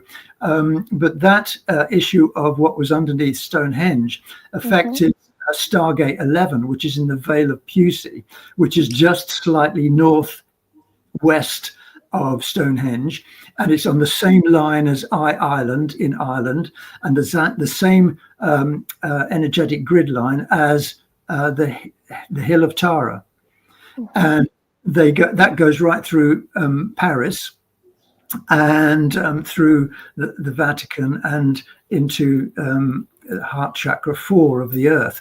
So what I'm saying here is that when they affected Stargate 11, that's the 1111 that you were talking about, that had a dramatic effect upon all of our physiognomy, our actual physical alignments, and has really hurt us in aligning our hugely powerful, cosmically powerful masculine and feminine. So, as I say before, without trying to overdo this, the work you're doing, Mary, is pivotal for all of those reasons. Well, it's interesting what you said, because with Mary, and maybe you can talk about this, Mary, you were talking a lot about, I call it actually rose gold, and the rose lines, are ley lines that run right through England. They're very powerful lines. So what's your take? Do you have something you want to say about this? Yeah, absolutely. For sure. So everything you're saying, David, sounds like what I'm saying, just differently. I love that. So when you've been calling for alignment, I've been calling for attunement, because I'm coming from the place of sound, right? So I'm calling for attunement all the time, and I'm because I have the feminine aspect to a T, right? That's all I have right now. So, well, now we have a bit extra because of Sunday. We got the golden grandfather trees, because we want everything to be like the eternal architecture, the eternal infrastructure, so that it stays put regardless of anyone else being here or not being here. And all of these eternal structures have safety or access parameters, let's say. So like the womb now has the eye of the womb, and has a resonance, a sound barrier to maintain its sanctity. That doesn't need a watchkeeper, right? The day of gatekeepers is over. The golden grandfather, so the father's energy is to flow through these golden grandfather trees, receiving the filtering of nature, receiving the intelligence of those eternal trees as it enters into the ground. So we want eternal principles, eternal architecture resurrected, so that it isn't dependent on one special person or two special people, to keep things going. But so I've been calling for attunement. And what I would just say, when you talk, see, I haven't gotten to the place of the crystal spiral. The women that I work with have. My friend Sarah has talked about that. But what I came from from beneath the crystal spiral, and what I saw is that it comes from the rose. And I guess you might know more about the geometry of a rose, but to me, the rose is the frequency of where I'm from, and it is the closest thing I have to cohesive consciousness. So I'm very attached to roses, and I believe that this rose is the beginning of this crystal spiral. So you might know about that. But when you speak of the crystals within, I find that so exciting. That shows me that vibrational correlation is imminent, or there's nothing in the way of that. With the containment, when you spoke about the parameter, the containment being breached, that really annoyed me, because I know that, right? I felt that. I was like, oh, and now that has been restored. So there is an inability to breach the containment of the creational womb. We are in the workings of my mind, we are all within the creational womb. There's nothing outside of it. This is why, as I'm looking at things and undoing them, and allowing them, more so, I'm picking them apart, but then allowing them to emerge. I don't recreate them necessarily. They re-emerge within the birthing waters as they are meant to be. As that is happening because of the containment, because the core and the containment of the creational space has been corrected. So again, this is not down to one special person, or when the creational principles are the eternal principles are remembered, it creates a safety and a structure and systems and networks so that every single person can have access to the same abilities, or, you know, to whatever degree, but no one can behave outside of them also. So the parameters that are set are eternal. Or, okay, so Stonehenge. Yes, no, the other thing you said, the war within, when you spoke of those two, the out of alignment, the out of attunement of the masculine and feminine, all I can feel is this war within. And what was meant to be the field of love was like the first place of war for most people is probably in their first relationship or in the witness of their parents. You know, truly the love field became the field of war with that program. Just feeling that changing, feeling the field is under the command of love. I know that actually because when I was in Skellig, that was the point of that. I was asked to place this ruby in, to find, let's say, a 0 point place, the 0 point place within Skellig. I found it. It was a little beehive hut. And I had already foretold this in a story that I was writing, but I didn't really know what I had been writing. But I had to I had to offer the vibration of this ruby into the space.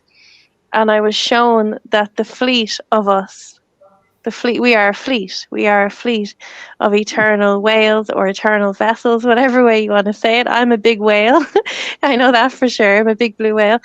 We were brought to the command of love. And I don't just say that that was just me. I would imagine at the same time that's happening.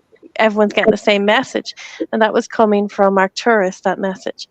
So I can say humanity's consciousness with, you know, the network of knowing, the circulatory system of water, within the water, is under the command of love. I can say that with my knowing.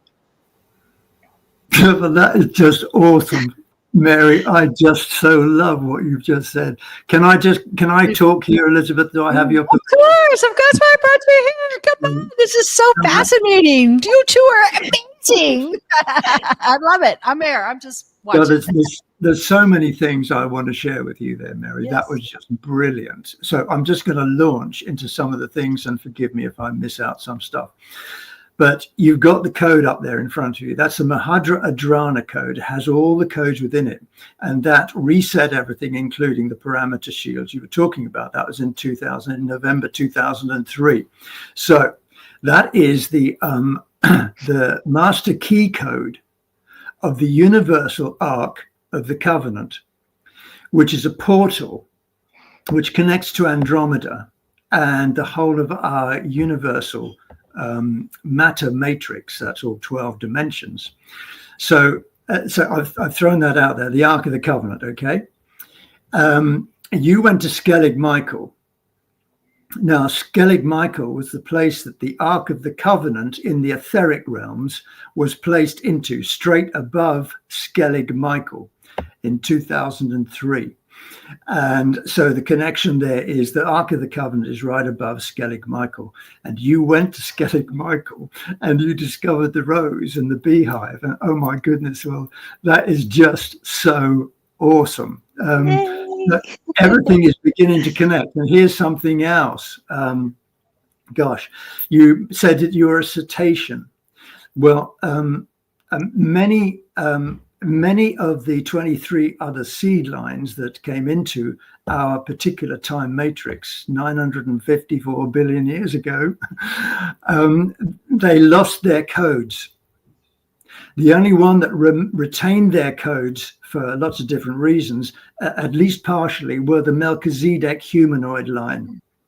So a lot of really angelic and cosmically divine beings, such as cetaceans, came to Earth with the specific purpose of regaining their codes for their race line, but also for resetting the whole of the planetary systems right up to Andromeda. And that is to do with water, the hydrolase water, which carries the cosmic design. Oh my gosh. And one other thing, This is so exciting for me. Me too. One thing is that the whole of our pure consciousness, the God mind, is based on one thing. Well, it's unity and it's joy and everything like that, and it's humor, but it's based on absolute love. Yeah. That's the platform. There is nothing else. And when you started to say all the things you did, everything just fell into place. It was like watching a jigsaw manifest itself in perfection right before my eyes. So, Mary, I just want to say thank you. You're so welcome. This is so much fun. I love this. And one other thing I want to throw in the pot is that I saw you because you were being interviewed by Sasha Stone, our friend, at Tara. So how interesting is that? How all the signs and symbols are there. You want to Tara, talk about? yeah. Yes. Let me just give that a couple of minutes, because that was very special. And I received my ruby after Tara. I got this. I'll explain that. So, Sasha, I think I'd messaged a few times. I just kind of popped myself in front of his, in the way, kind of like, talk to me kind of thing. And then eventually it happened. So he came and he asked to meet me at Tara, and we met there and we walked around and we looked things through, and I got a feel for things, and I realized why he was there. And what we found a particular stone, and I felt the vibration of this ruby crystal heart from the stone. I could feel it inside myself, like the reverberation within myself. And I heard the vibration of this ruby, and I sang it, and in that moment it opened up a vortex within this ruby, which started spinning, and it was actually pulling the legion of the shadow dragons from the bloodlines of humanity. And Sasha's presence there, he had to be there. Everyone that was there had to be there. How do I say this? It's almost, I felt in that moment, and I said that to him, it's like he had that code of that, heart of father and son. And we were reuniting the heart of father and son, because what we have had with, and even in Tara, where we have the lingam stone, which is all about lingam worship, but that's sacrifice actually, and that's disconnecting the lingam from the heart, and it's bringing the sons to war, all of that. That's what that's about. And we were undoing in that moment, or we were allowing the network of the ruby heart of father, which is what I felt I was told at that time, of the ruby heart of father. And there's a network, and there was other women. I'm pretty sure another lady was doing this at Uluru at the same time. It was allowing this network across the earth to activate and to clear the legion of the shadow dragons. So I just want to say that, because that was a special moment. That was a very special moment. That was amazing. I just want to say one thing, that's what caught my attention too, because when you were talking to Sasha, just your and I say encoded in your voice, our activations and this of the Divine Mother, and you just brought him, he'd been interviewing people kind of rapidly, getting the job done, and then he just stopped, and you saw the authentic, true Sasha come through as he softened and began, reflecting on his own. He was touched, you could say, and you could see that he melted and let more of the true divine essence of him come through. And I love that. And I wanted to have you both here because, I know you're schooled in colonic science, Dave, and I am too, but everything Mary was saying was just resonating. It was just expanding on the work that, speaker one, Asha Nadine had done earlier. And I feel like that we're going to see more and more of that. And that's what my talk show's about, bringing people together because the truth is a frequency. And as these barriers, as these shadow aspects clear, these distortions clear, we are all tuning into the truth, and we're just reporting. It's like true news. The real reports are coming through, like, this is what I'm experiencing over here. Oh, you're clearing this. This is what I'm, and that's the new news, I think. World Today. Yeah. And in Tara, we had, we cleared shadow dragons. That's what I want to see. Yeah. So, David, do you want to say something about it? Well, no, it's a very, very vital and vibrant conversation that we've had here, and I've learned so much, and it's expanded my own parameter shield. I'm very grateful to both of you because it's wonderful. What I will say is that just listening to you, Mary, and I noticed this before but never said, and you have a very organic, earth-based concept of your expression of your energy, and it's wonderful. And this is important because you see, quite often the masculine is very, shall I say, sky vision. The masculine is very out there. It's all to do with electrical thrust and go outside and do stuff. And the nurturing magnetic feminine is very earthbound, organic. It pulls in and it nurtures, and that's why when the two energies go out into source, they replenish their energy, they come back together, and they align and they strengthen. They go out. It's like breathing, in and out, the masculine and the feminine together as one. And just listening to you, you're so organic and connected with the earth. In fact, you remind me very much of the ancient Hyperborea aspect of Earth, as was long ago when everything was so much more perfect. And you're bringing it all together. And when you mention Uluru as well, I can see that your reach is enormous, and it's wonderful. And it's endless. Yeah, I want everything. And it's like I just move with this water, and I'm like, I can come like a lake, a river, a tsunami. I'm just going to keep coming. But no, I'm just being silly. But you know what I say, like true sound grounds and brings you back into the body. And I became I basically didn't speak for most of my childhood. And I didn't listen either.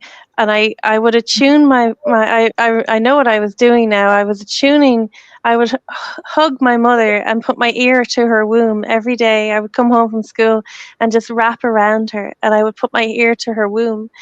And it's like she was always the same, and she was so strong and so clear. That was and I used to put my ear to a shell all the time. And I also just remember this today because the vibration of the true father, we're coming into resonance. We are losing enough of our holographic projections and mess to be able now to perceive the true father better, clearer. I remember I used to always listen to my father's heartbeat. And I was reminded today, about the Father's heartbeat, and it is the beginning of time. It is the eternal now. So I'm just really excited that all these things are just being remembered and making sense. And I don't believe anything unless I feel it, and I don't read, and I don't listen to most things. My senses are very much attached to my soul. So even if people are talking and I'm not supposed to hear it, I won't hear it. Or I will get a message to look at a video for 10 seconds, and I'll get the information, and I don't have to watch the 2-hour video. Thank God I get away with all of that. So that's really exciting. I'd love to talk about, because that's what I feel is coming now. And this is the part that hasn't been spoken of, because we've had so many projections of the father. And then of course we've had the sacrificial son. Unfortunately, we've seen that too much and felt that too much. So I would love to talk about the heartbeat as the point of knowing the eternal Father, if that's possible. Yep, please. Well, so would you want me to say something? Oh yeah, if you have anything to say about that. No, I would love that. Well, what can I say? You've covered the bases, Mary. But just from a personal point of view, and I mentioned that I feel, and I operate on feeling now, and I do exactly the same with the videos as well. I get it as fast as I possibly can.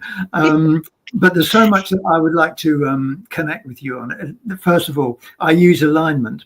That's essentially to do the light, which is electric, and you use attunement, and that is so good.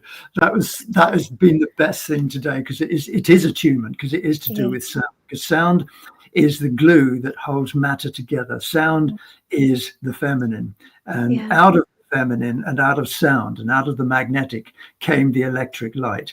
That means me. And one of the things is that a lot of the masculine energy loses itself in the thrust of expression out there. And it's very easy for the masculine energy to be distorted. And this is what happens.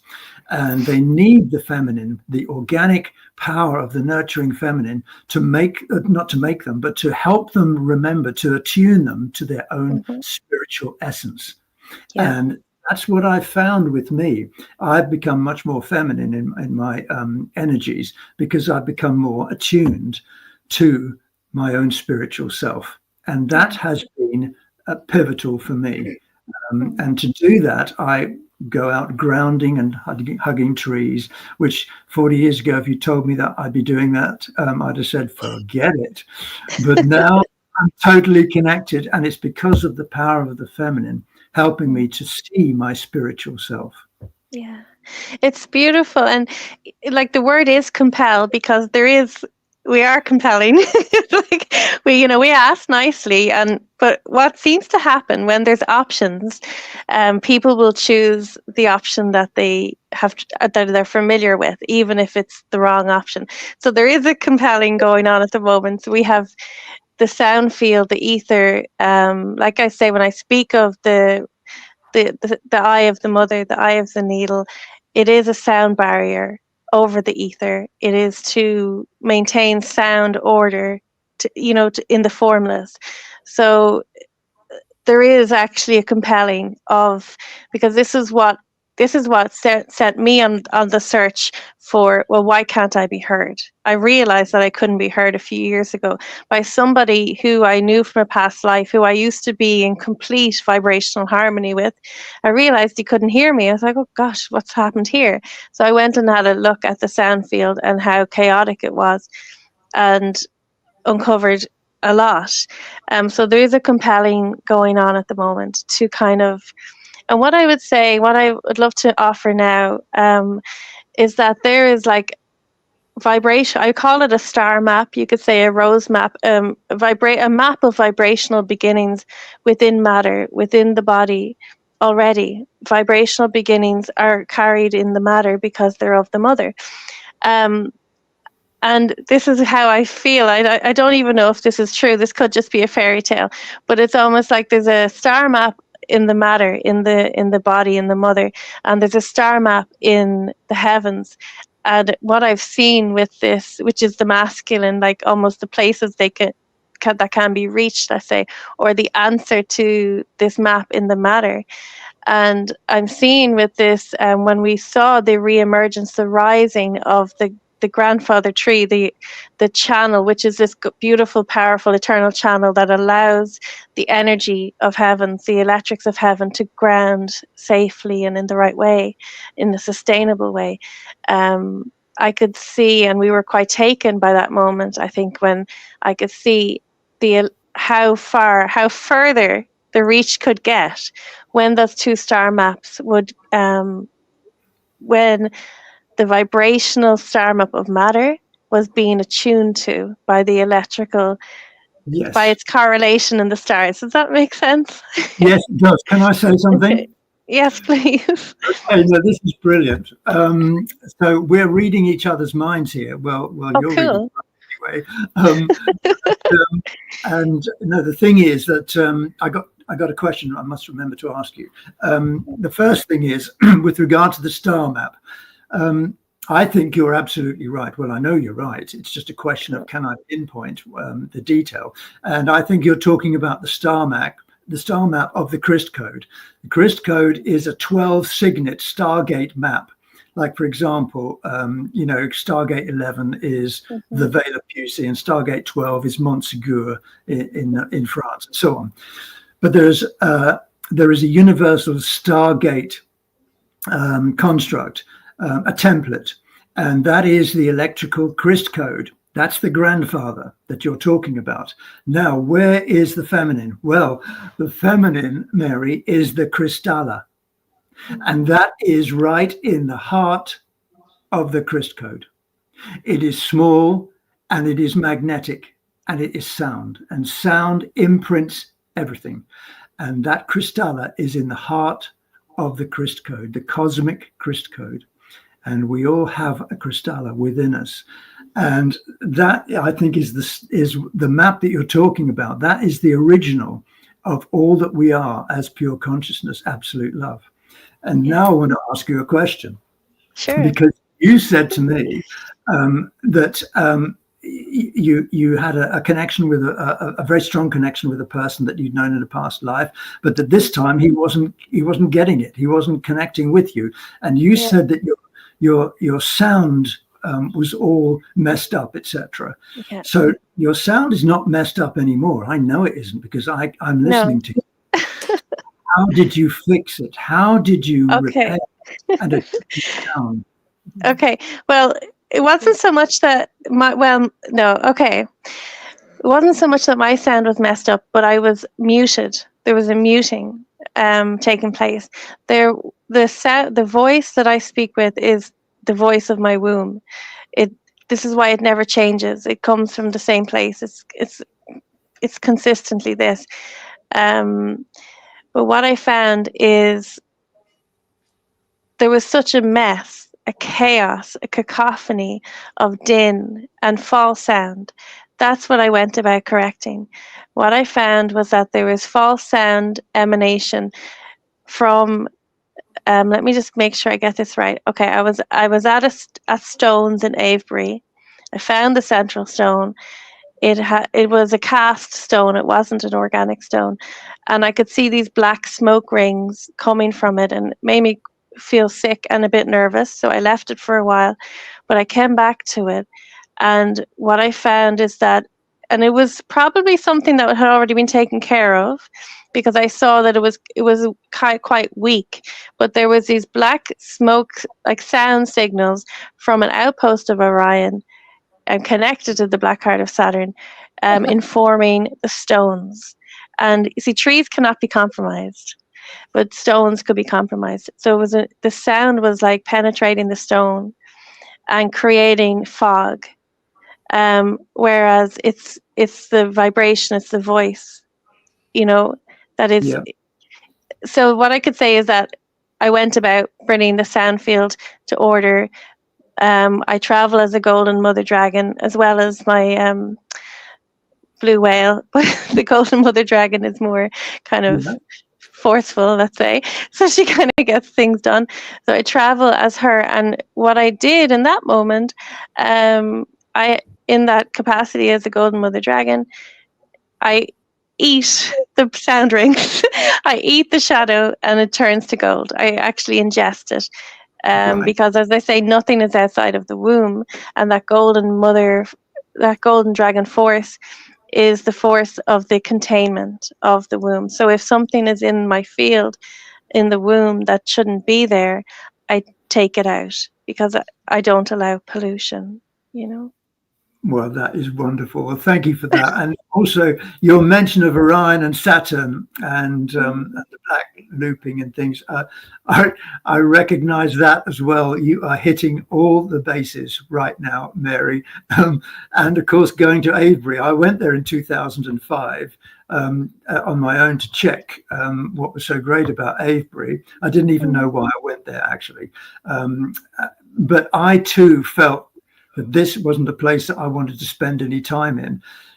So I vacated, and now you've just been explaining to me. So thank you for that. Yeah. And there was two beautiful like pillar stones. They were like these two masculine like gateway stones. And as we were leaving, they thanked me. Thanked me for finding the poison. It's like, and I didn't know what was happening, but I heard the voice of the stone, the vibration saying thank you. And well, obviously in 2005 you hadn't been there then, so no. I got the full force of it all. Thank you. Yeah.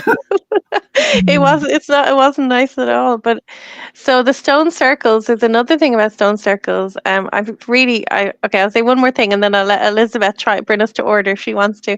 But there is to be a beautiful mother stone within every stone circle. So every time I go to a stone circle, I stand in the middle, and I weave down the energy, and the stones are actually there to offer like resonance for what is. It's a harmonic. It's a place of harmonics. That's what stone circles are. And there is to be, and there has been in some, and they've been removed, a beautiful round, and sometimes they have a spiral on them, a kind of like a grounding stone, a mother stone that holds the tone of the stone circles. Because we know stone circles were used for all sorts of horrendous things, and this is actually that was holding the stone circles in sound order.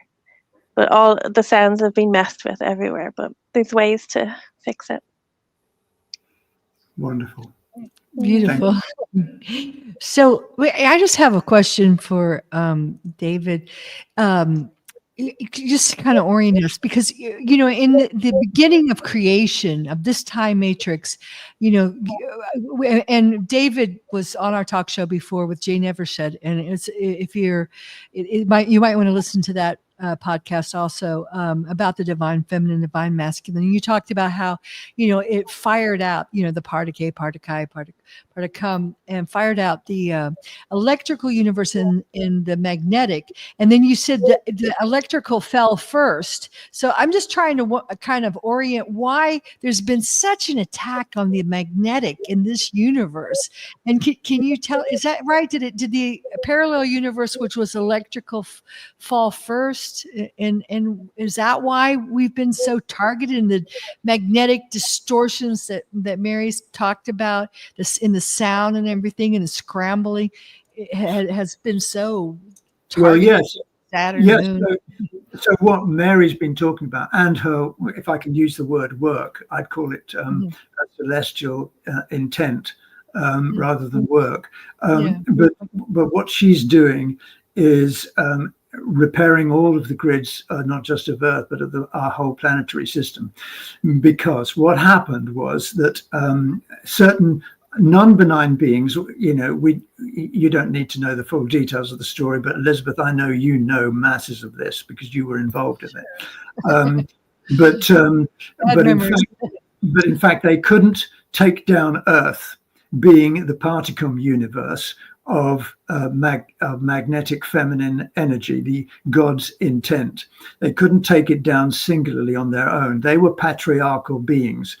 So they attacked the masculine parallel universe, which is the antiparticle electric universe. They took that down first. So what they did is they destabilized the masculine energy, the electrical energy, and took away its platform. And as a result of that, that actually, if I can use this word rather crudely, it denuded the feminine energies of our universe here, our particum universe, because there was no protection from the cosmic divine father, if you see what I mean, because that had been taken away. And so consequently, the feminine earth was left alone and was targeted. And that's where our history actually appears. Oh my God. That makes so much sense. Wow. So they took the men out first so they could get at the female power, because the female power is what runs the universe. Yes, they couldn't protect the female, which is what the divine masculine does. It's always, And once that had happened, the divine masculine lost its connection to its soul identity, which is what it relied upon the feminine energies to do, to keep it connected with soul source. And so that's how men got lost, and that's why Mary is doing such wonderful celestial intention in bringing us all back together as one. Brilliant, so Mary. So at first, yes, brilliant, Mary. So first, what happened was they couldn't get to the magnetic, the mother. So they attacked they attacked the parallel universe. They disconnected the masculine from the divine father, from the divinity. So that's why we see the fallen shadow masculine. Mhm. And so, and I always say, and I think Mary agrees, that the divine feminine is going to give birth to the divine masculine, or we're through the magnetic, we are going to repair and restore, which is Mary is, is exemplary in this, which her work, her cosmic intent. I love that. I love that. And Yeah, I think all women are doing this. Is that? Yeah, what but Elizabeth, yeah, sorry to interrupt you. No. But you're quite right. And the thing is, though, that that at the very beginning, the first creation principle was that out of God mind came sound God's intention, the feminine magnetic. That came first. And it was out of the God intention sound magnetic feminine that came the masculine. I think I mentioned that. That's critical, because what Mary and all of the feminine energies are doing, and this is so pivotal, is you are reclaiming the original movement of source of absolute love. You're reclaiming the whole thing, not just for Earth, not just for one man or two men. You're reclaiming it for the whole of our planetary systems. That's our universe. But the whole time matrix, the 5 harmonic universe. You're doing it for the whole lot.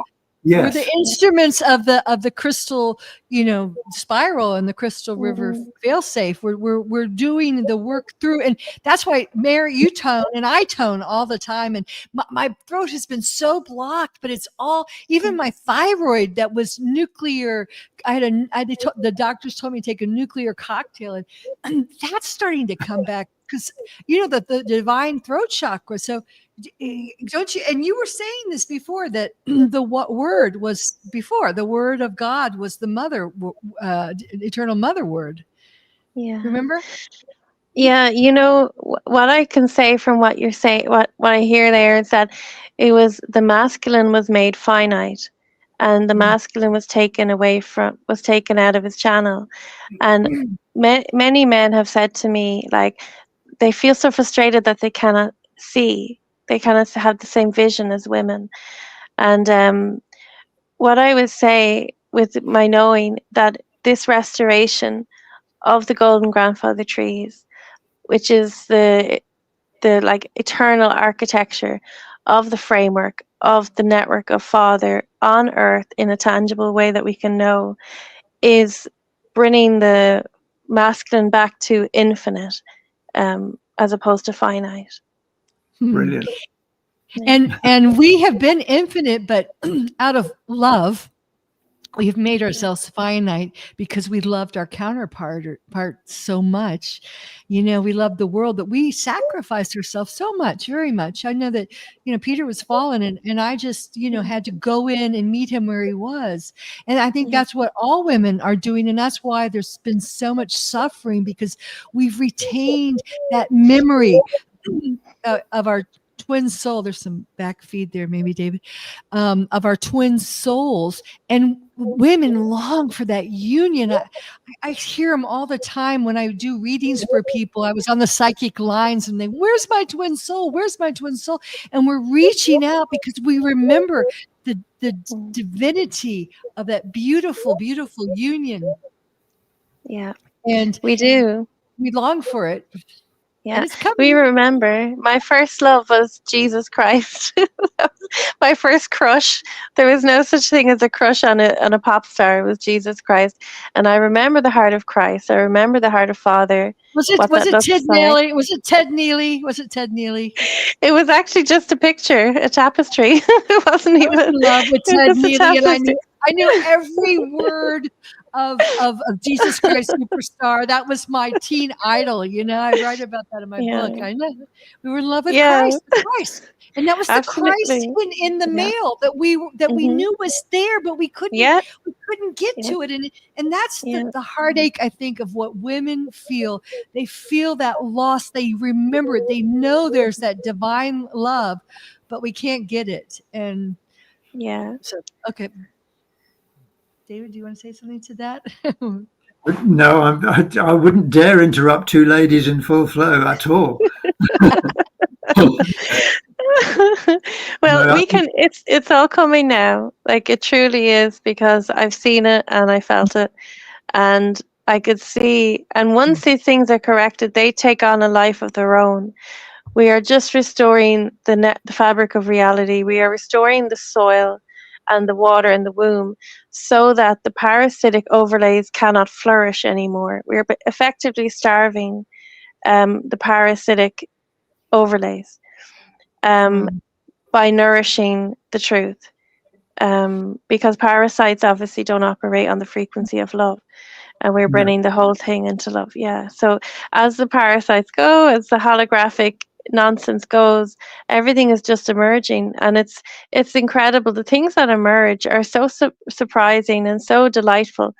So like the beauty of the angelic mind, the beauty of the angelic mind's creations are breathtaking.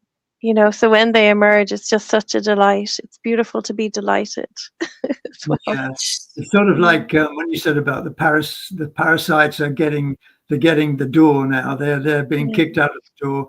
It's sort of because of our spiritual ivermectin. We are too much for them.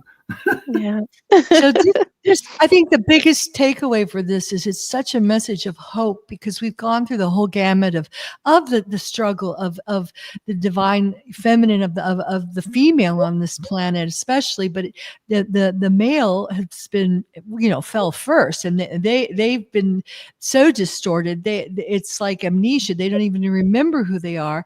But the good news is that it's all being restored, and now we are going to be able first to restore that beautiful divine balance inside of us of electromagnetic, which allows for manifestation of the kind of life and the kind of world we want to return to, we want to live in, and the dawning of the golden age.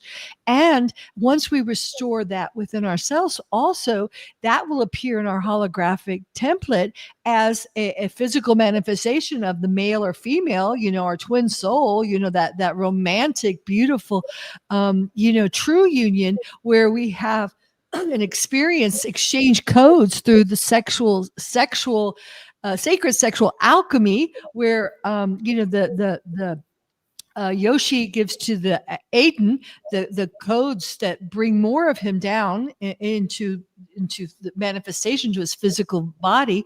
And this is just going to keep augmenting as we ascend in frequency and reconnect all the parts of ourselves and reconstruct our plasma and our 12 strands of DNA, and oh, happy day.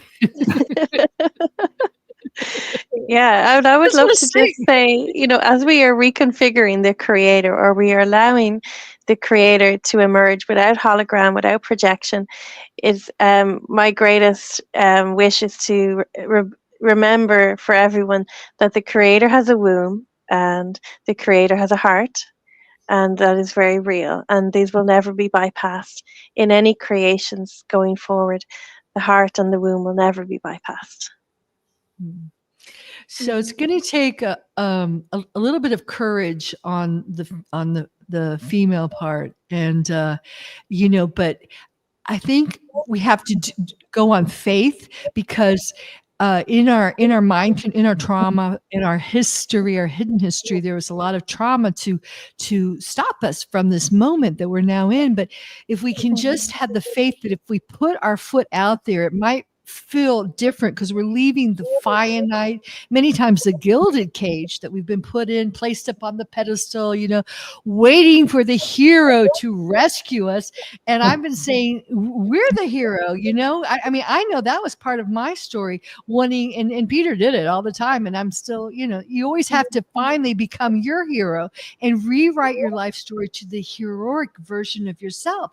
So it's going to take courage and a lot of faith that it'll be there, because the architecture's changed, the pathway, the golden pathway, the spiral is there to catch you, to hold you, to embrace you as you break out of the finite prisons that you've been mind controlled to stoop to contain yourself in. Really, that immense creativity. And that architecture of self-abandonment isn't there anymore. So, and no one is asking for us to self-abandon either, So, of course, they have been mind programs for sure, and they have impacted us so much. But, people in really abject places of misery, they call for the full length and breadth of love. They're not calling for a performative feminine or a man in a cape. They're calling for what love really feels like when you're in the worst place on earth.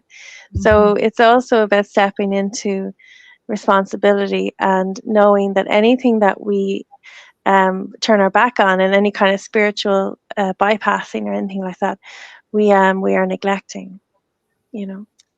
And I think we're going to start feeling it more because we spoke earlier about the divine mother coming back for the divine child, that inner child that has felt abandoned, because that's the part of us as women that we felt when the disconnect happened. We and I write about that in the newsletter, that we were so used to just, using our power, the energy source from directly connected to divine mother, and we created magical miracles of healing, of manifestation, and all of a sudden it was gone. And we've done a great job, of cooking a dinner for the whole family when you have like one potato, or we've created miracles, but at the same time it was all that. It was like we were running on one cylinder when we'd had full throttle before, and we're going to feel that returning, and that healing is going to heal our own inner distortions, especially that feeling of abandonment that we felt as the inner child of us has felt. Yeah. And our mechanics of creation are just, I was shown a vision of through my son, actually, of this beautiful golden clockwork all throughout his body. And this is what has inspired the next workshop, is the workshop of the golden child. I'm seeing this, like, our bodies, our systems running like golden clockwork. The ability to, with the masculine and feminine energies and whatever else emerges, because I don't put a lid on anything, to see them working in perfect cohesion, attunement, alignment, in the way of the golden age, the way they are naturally, they know how to do this. We just have to keep going, keep clearing the way. And yes, and thank you. In fact, I was noticing someone earlier had mentioned Kenya, about the golden child, the birth of the golden child, and then Naomi, yes, Fibonacci spiral of death. We were talking about that. And thank you for all your wonderful comments. I love this because this is the first broadcast now that I'm actually out of the Voice America, because Voice America is no longer doing live, and they're actually they're ending, really. And so but if you're hearing me, I've redirected the feed to other podcasts, but also it's on my YouTube channel, so you can see the visuals. And I don't feel as rushed with time, so I know we are kind of over, but it's okay because I'm not in that container, So yay, you're free, Elizabeth. Yes, I was realizing how rushed I had felt trying to fit into that format, and I had been very nervous about, oh my God, doing it on my own, but I think it's very symbolic of what we all are feeling, especially women, because we're used to having, some kind of container that it gives us a false sense of security. So, but I know, David, do you want to say anything else? Because I know you're kind of quiet back there. Well, no, I'm busy listening, as I should, to both of you, and I endorse everything that you say. I resonate with so much. It's been It's been a great pleasure and a privilege for me to be here because I've learned such a lot. And I've also had validated as well some of the things that I'm working on, that I believe in, that I write about. Because here we have both of you explaining that what I'm doing is right in the same avenue, the same concourse that you are. And that makes me feel really good. And I also wanted to say, Mary, you've presented so many wonderful things here about certainly with your personality, but I think as the basis is absolute love of everything. The thing that I feel a great deal here listening to you today is your humanity and your compassion, as well as your humor. And these are all things which help us to connect as one. And so I wanted to say a special thank you to you, Mary. Thank you so much, David. And this function of compassion, I just want to speak on that function of compassion, because a lot of the true intelligence is there. Like, love has an order. Love has a complete system of and support system and networks, everything needed within it for its own expansion and upholding. And the function of compassion is, I say, compassion is actually electrical connectivity. It's the highest intelligence to know each other electrically. Is that the word? To know each other that way, and it's the knowing by heart, because the heart is the portal of electrics of humanity. So compassion, I've been made fun of for that, right? I've been told my heart is too soft, but all that nonsense that people say. But it's actually the highest intelligence to have compassion, because you can know everyone as one, and then you have access to a unified heart field that can literally purpose the motion of the water, that force of creation, into an electrical impulse, and set the course and change the tide as need be. Absolutely, I totally agree with that. That makes so much sense. In fact, in everything that you've said there, the fact that we are all connected in this way. In fact, the cosmic design, the cosmic design primary law is unity consciousness. It's the law of one. It's oneness. And that is based upon absolute love. And what is the avenue? What's the doorway into unity consciousness? It's compassion. And so I agree again with everything. This is going to be very boring for Elizabeth, because we're not in contention at all here, Mary. There's no arguments at all. This is lovely. This is the way it's supposed to be. We're dancing the world into reality. That's it. That's it. Well, no, this is like a new format. I mean, everything has shifted so much, and I love this because this hasn't been. Now I'm out of the damn podcast thing, because this has been a healing session, because Mary, you do embody that healing in your presence and in your voice. It's just so beautiful. And I really want to move into that new paradigm where we bring, I think that feeds me, where we bring minds together, really.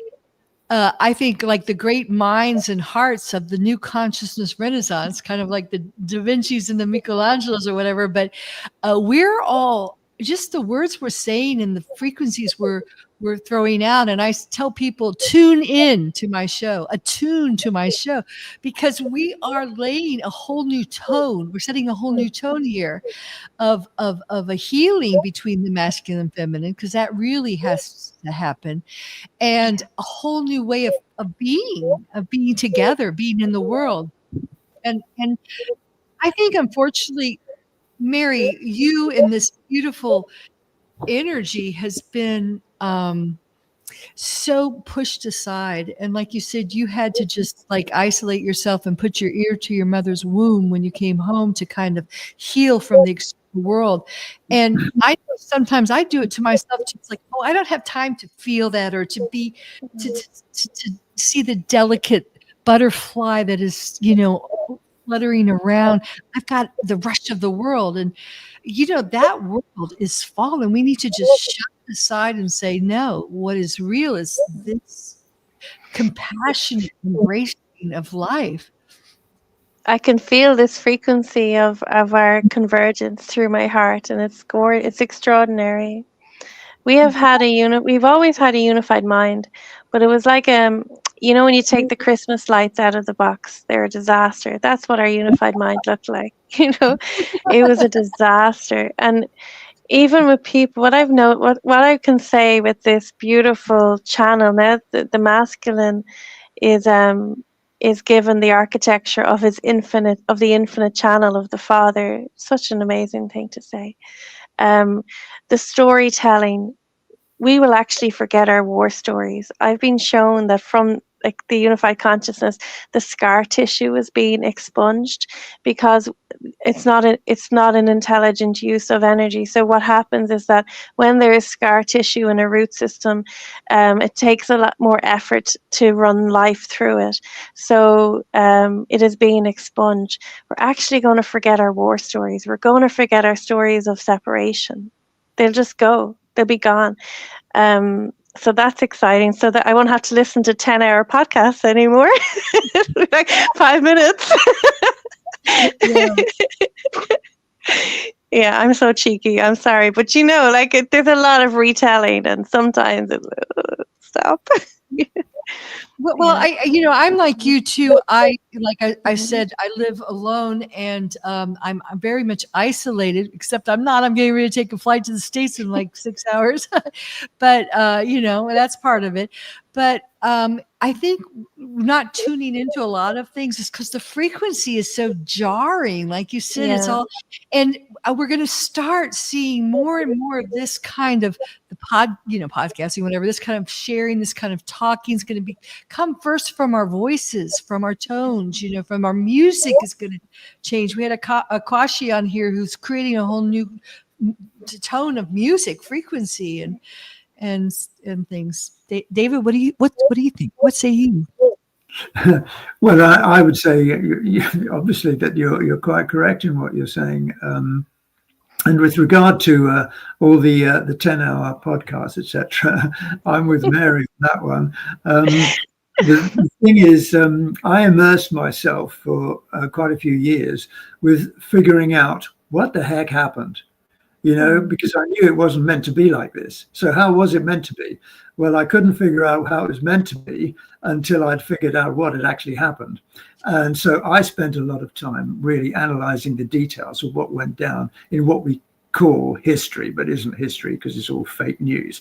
But basically, the end result of all of that was, okay, so I know.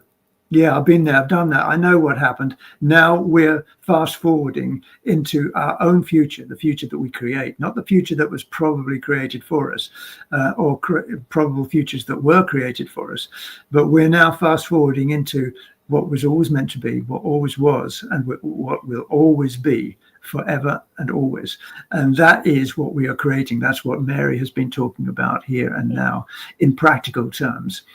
So that's what's been so brilliant about this conversation. And that's what made it, I think, so organic, because we haven't been waiting for questions, have we? We haven't been, dutifully waiting to provide our answers and then wait until the next time. We've been actually actively, organically sharing ideas seamlessly and with a lot of love and energy and humor and laughter. And you know what? That's life. That's the way it was always to be. Love, laughter, joy, happiness, oneness, unity together. And I tell you what, this has been one of the most wonderful talks that I've ever been asked to take part in. And I want to thank you because you've been great. This is so much fun. I've never been on a double date before, but this has been the ultimate double date. What this is making me think of, and a good takeaway is, and we all have those decisions moment to moment of, fit in and please others, because we can't please others right now because they're coming from the old paradigm. And we're going to it's going to take a little bit of courage, but mostly, and even inside of ourselves, not rushing around, not trying to do a list of things.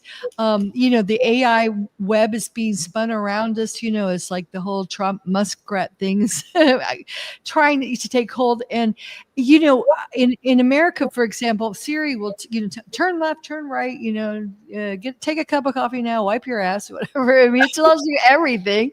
And that is noise in your mind that is distracting you from the higher frequencies that are flooding in. And when you give yourself the space and you give yourself the time and you give yourself the permission slip to tune in and listen to that, even if it means stopping traffic to, save a little dog in the middle of the road, or pick a flower, or talk to a flower. You don't even have to pick it. We have to start shifting the paradigm moment to moment by giving ourselves that sacred space and doing it different. Yeah. I agree. Yeah, we are dancing creation into form. That's the interplay of all creational principles, masculine, feminine, maybe the child, the eternal memory, whatever else there is to emerge. I don't want to put a cap on anything, but we are dancing them into creation. The arduous, push and pull dynamics, they were of the false machine. They're not human mechanics. We work seamlessly. I've seen it coming. It's golden clockwork. We work seamlessly. Arduous sacrifice and one person winning, one person losing, or haste, or anything.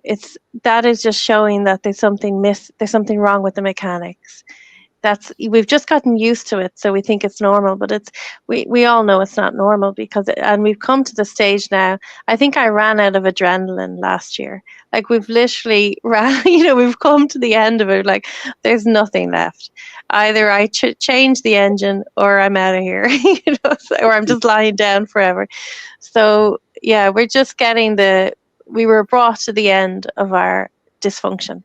Thank God, Great description. Well, yeah, I endorse that entirely.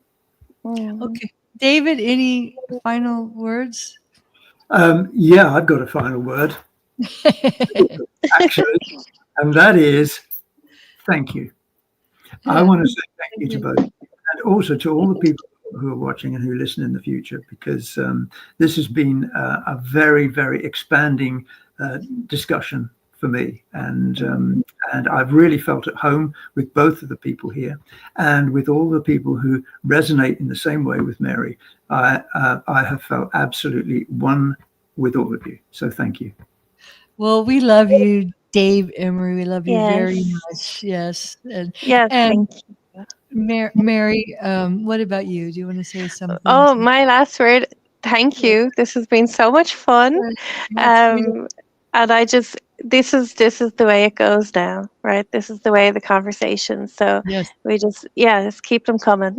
And I feel the energy just emanating from the screen. I hope the listeners do. It's just such a loving frequency. It's beautiful. And this is what the tone that we all have are going out there to set. The ripple of love, the order of love is being restored. So Yay. All right. Thank you so much for joining me. And everything's on my website, infinitehuman.com, the podcast. And I'll just mention one more time, Mary and I are going to Malta for the fall equinox 2025. So if that sparks a chord in your heart, if that, resonates, then just go to the website, drop me an email, and I'll just put you on the list. It's going to happen. So we got a lot of stuff in store this next year. It's going to be an exciting 2025. We're almost there. Woo! All right. Beautiful, precious souls. Thank you. I appreciate you so much. And also all you listeners who are tuning in.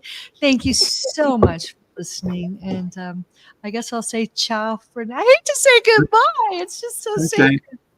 Bye. Thanks, everyone. Bye. Kiki says bye. Ciao. Bye.